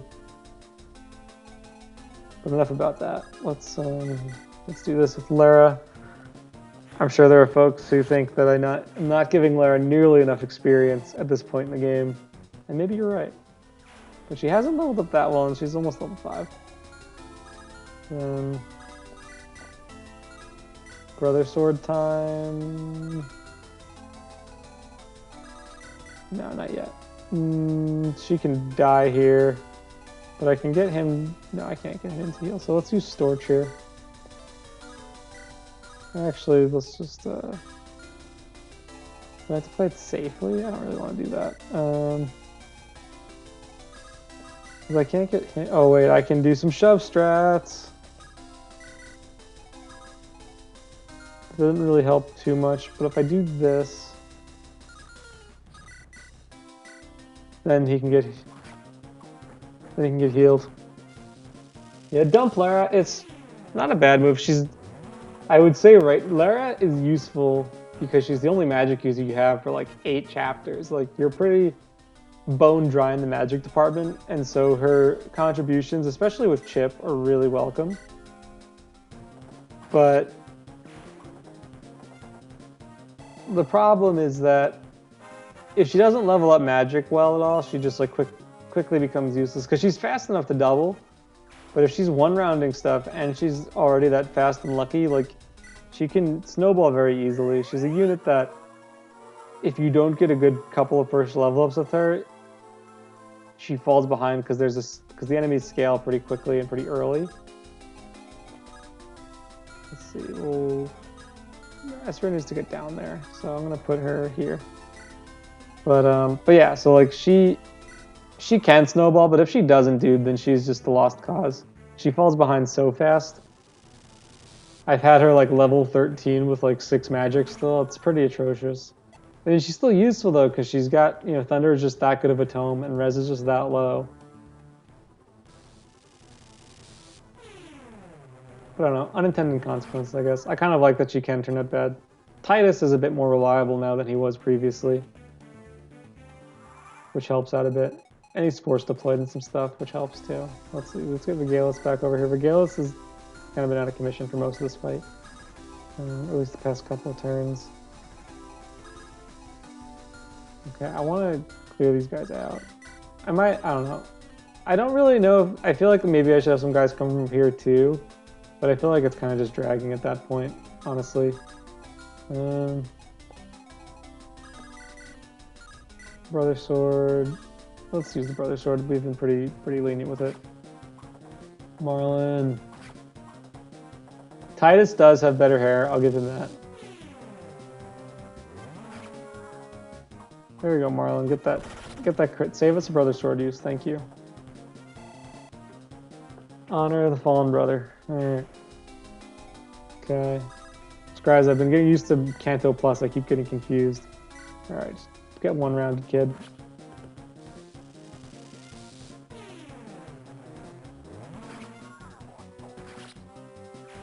Yeah, Titus is the armored mage. The current public release doesn't have him as an armored mage, though.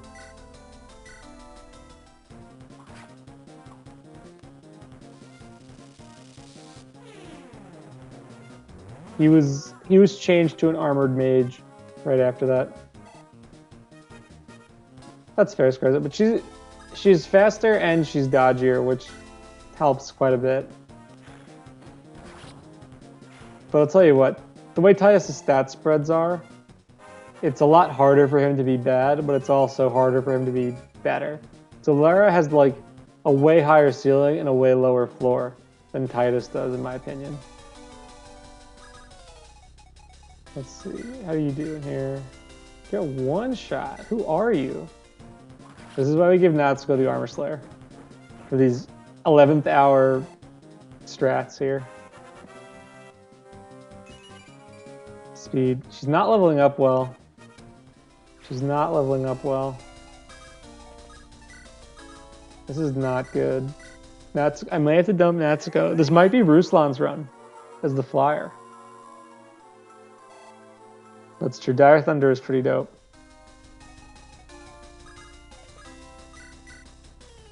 He doubles the boss too. This guy, Arcadie's out of control right now. He's definitely the best unit in my army. Let's we can get this party started though. He's likelihood of quitting is so low. I don't want to miss the Moonraiser. Here we go. This jam gets me every time, man. It's so good. It's so good for boss music, I think.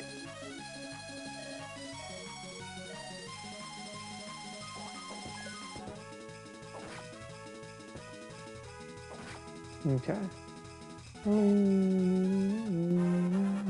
So you could level up Arcadie? No. Alright, that's fine. That's fine. You can afford a dud every once in a while. I don't really want to give him the boss kill though because he's pretty buff already. But can Larissa even finish this? No, maybe. Okay, Natsuko can clean this guy up. I don't know. As far the one issue I have with this map, with how I played it out so far, is the general flow of it. Like I feel like you kind of get clogged up like defending this hole and like wanting to come back down. There we go. The Moonraiser.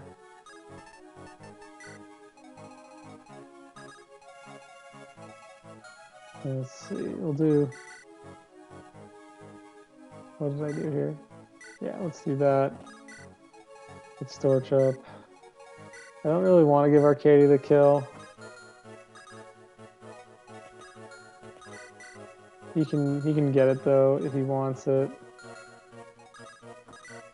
With an iron, she probably doesn't have a good enough hit. I'm just gonna. You know what? Arcadie's so good. I'll keep feeding him. Borst is not Barst's estranged brother. There we go. The crit. Nice one. To die here. It was sooner than I liked. Yeah, I like Borst. This is a Nick T mug. I love it. It's angry ball dude. It's great.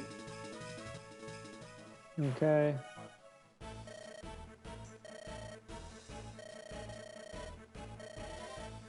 A whole nother level.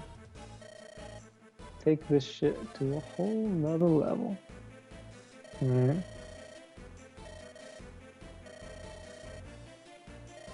Leslie, foolish. Pursue the bandits. Kind of like one of the other themes in the stories about change. I feel like Leslie exemplifies people who are resistant to change and adjusting their ideas.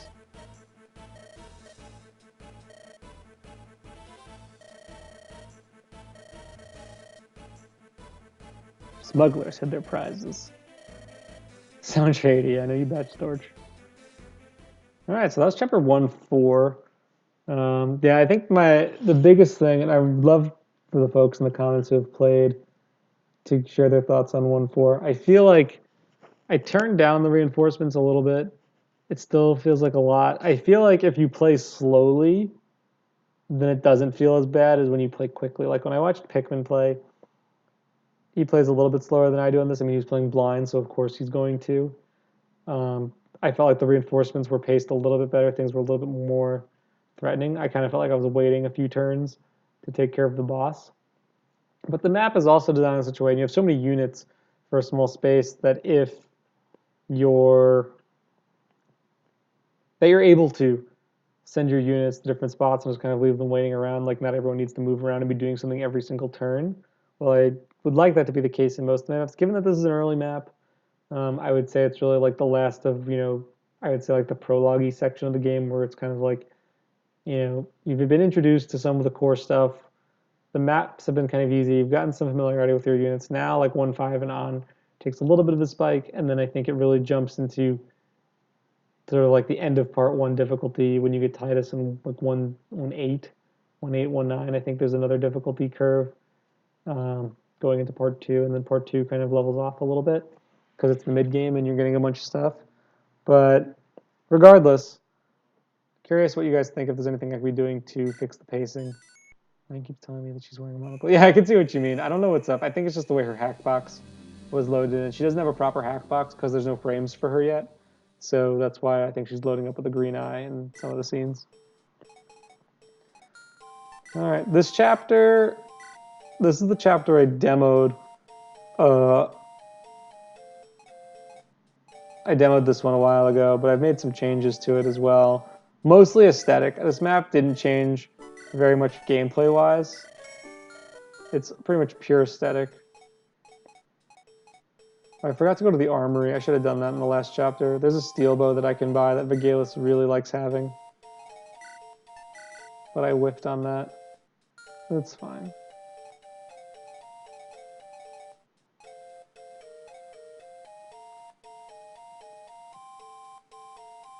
Yeah, I get what you mean, Morpath. I think it's...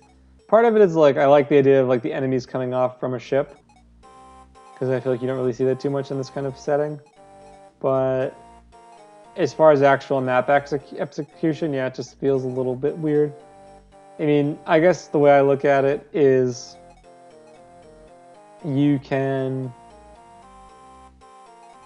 if you don't try and go through the boat to start, then you kind of have like the scramble to get to the chest before you may want to just finish the boss, because the item is good. And then conversely, if you decide to go through the armor knights and maybe take a little bit more time, you might get those reinforcements might come right when you're on top of them, which could also be kind of deleterious. It really depends on how you want to play the map. But I find the armor knights will hold me up to a point where I'm not able to get that village without using warp, which is something I'm not usually too crazy about doing. Alright, let's see. Actually, yeah, I'm fine with this for now. Yes, guys, I feel like I shouldn't be playing this right now because I want to continue with Souls of the Forest in a bit. And that's just like a different type of game altogether. Alright, so what I did here was I widened this up by a tile, just so like you can't... I saw someone post a Let's Play in FEU and they had like all of the reinforcements were just choked in this one particular point. And I was like, I don't want people to be able to do that anymore. So I changed this up a little bit and opened up this little opening kind of mouth section here.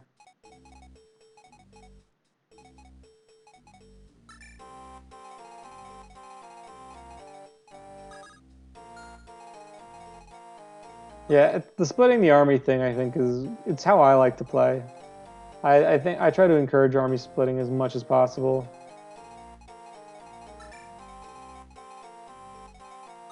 Let's see.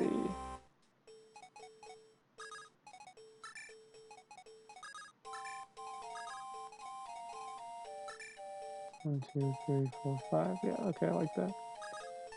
Okay, I like to send Arcadia and Vigalis down the right side and then have them converge.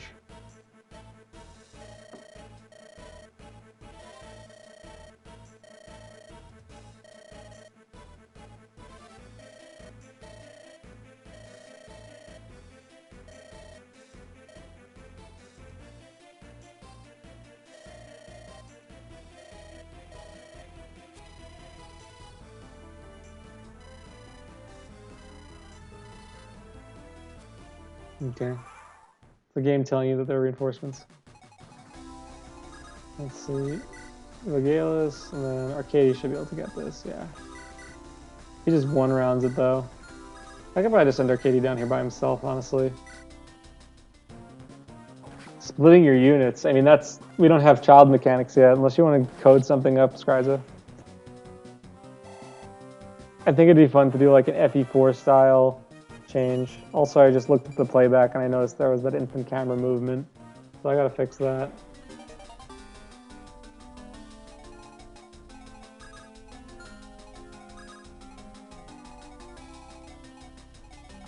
Okay, let's see. Kind of like him here. You can take care of this axe river dude who's really annoying. Let's do this. Start with Lara.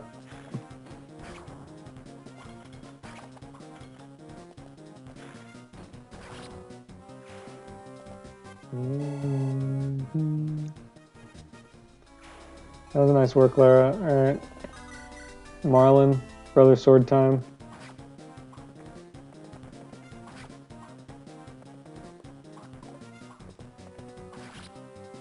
Can you replicate? Is there a replicate in the skill system yet? The one for builder hasn't been updated yet, which is a little bit of a drag. If I'm being honest, I'm kind of looking forward to that update.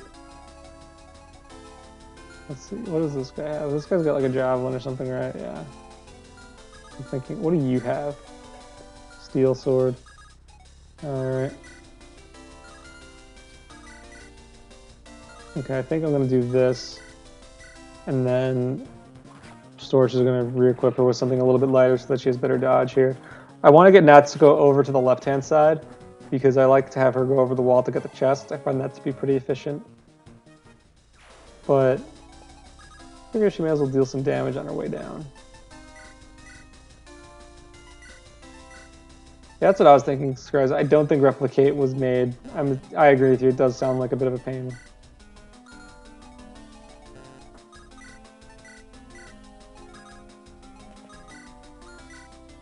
Okay.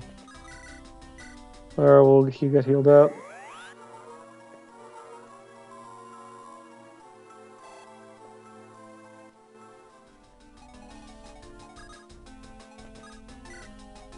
Okay. Let's see, what are these guys saying against Arcady though? This guy's got 2 range. Okay, here's the strat. Okay. Talk.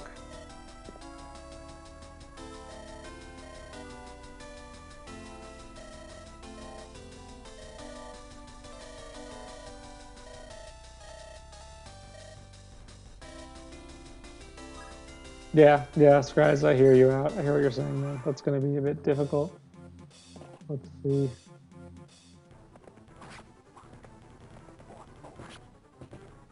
Okay, nice one, Nazar.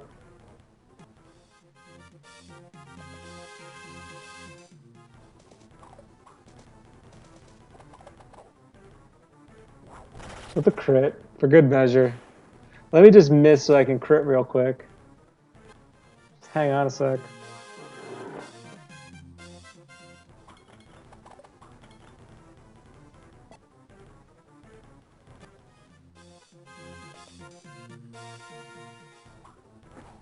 Okay, nice dodge.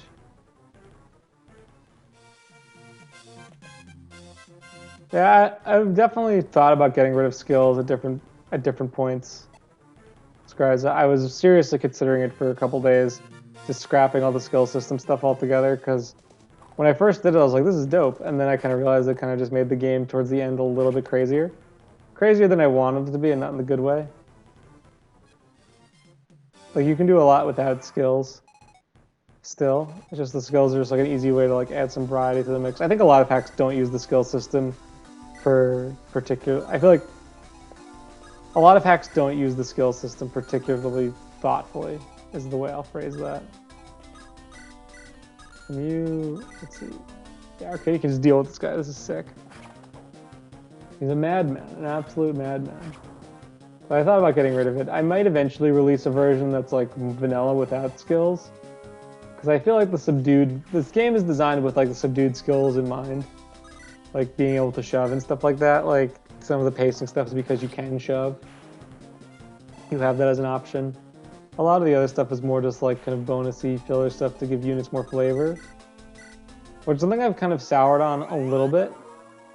As I've played more and more, I kind of recognize that there's something I really enjoy about like playing, keeping it really simple. Oof, Oni, bad one.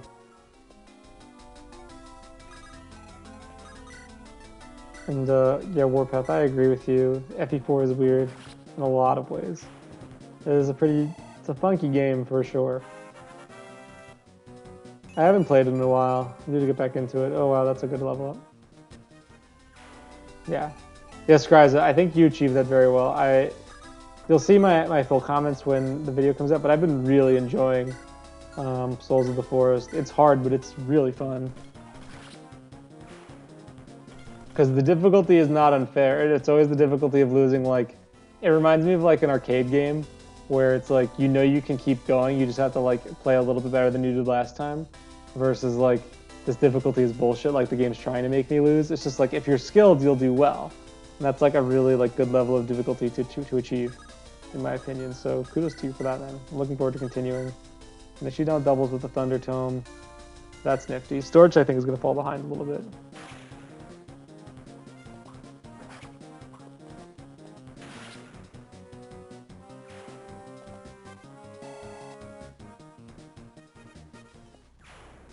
Yeah. Yeah, I agree. I think with skills, the way to make skills work. Oop. Scry's just said a bad word. If you make skills work, you have to really think about them a lot. Plus, I think a lot of skills are just bad. Like proc skills, I think, are poor design because they're basically just like crits that will also kill. So they don't really serve as much purpose, I think. Like when any of those like proc skills that adds extra damage and shit, like whether it's Soul, Luna, either, it's all gonna kill the guy. The guy is toast regardless. Let's see, I'll longbow this guy. Yeah, the hit rates in Lunatic are really good. It definitely reminds me of like FE12, but I like it more because it's on GBA, honestly, and I can rescue. Okay, Marlon Lara can support.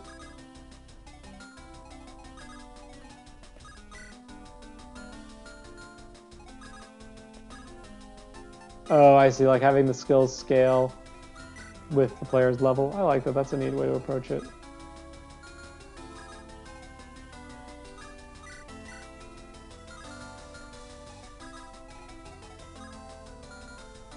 Mark, my advice to you with determining what's right for your hack is, I think you need to decide like the type of gameplay experience that you want, because the types of numbers that the player... What the heck happened? Whoa, sorry about that, guys. Sorry that the stream went down. Yeah, but Mark, my advice would be like think through the types of numbers you want the player to see and kind of how quickly they should be able to progress through enemies. Like, I think good examples are like to juxtapose. Think of like FE12 where it's very player phase oriented. And that's in part because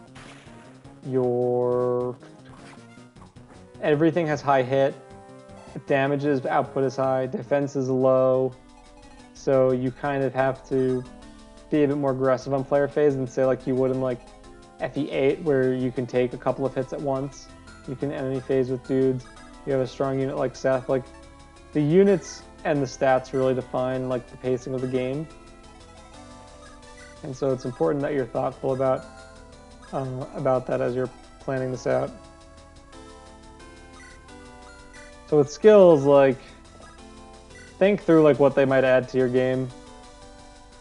Like I like the movement skills because I think it adds some interesting flexibility. I think some of the other stuff adds a little bit of flavor. Like I use skills as kind of like, it's like parsley on a dish. You know, that's kind of how I want them to be. I want it to just be like the little accent at the end.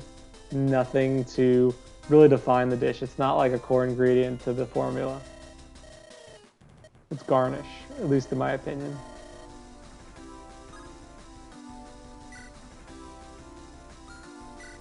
but we'll see. Not having rescue is probably my least favorite part about FE12. Rescue drop strats are really fun, but it does make you a better player not having the option. Let's see. Storage has to get on the action here. He's got a crit though.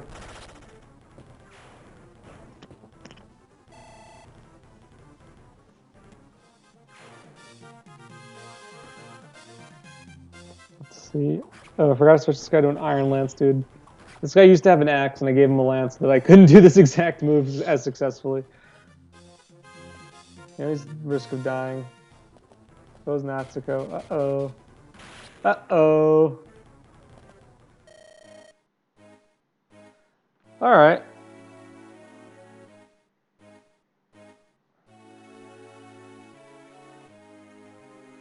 Well, that sucks. It's getting kind of late here, so I'm gonna call it, unfortunately. I'll be picking this up later. I'm not sure when I'll be streaming again, but we'll see what happens.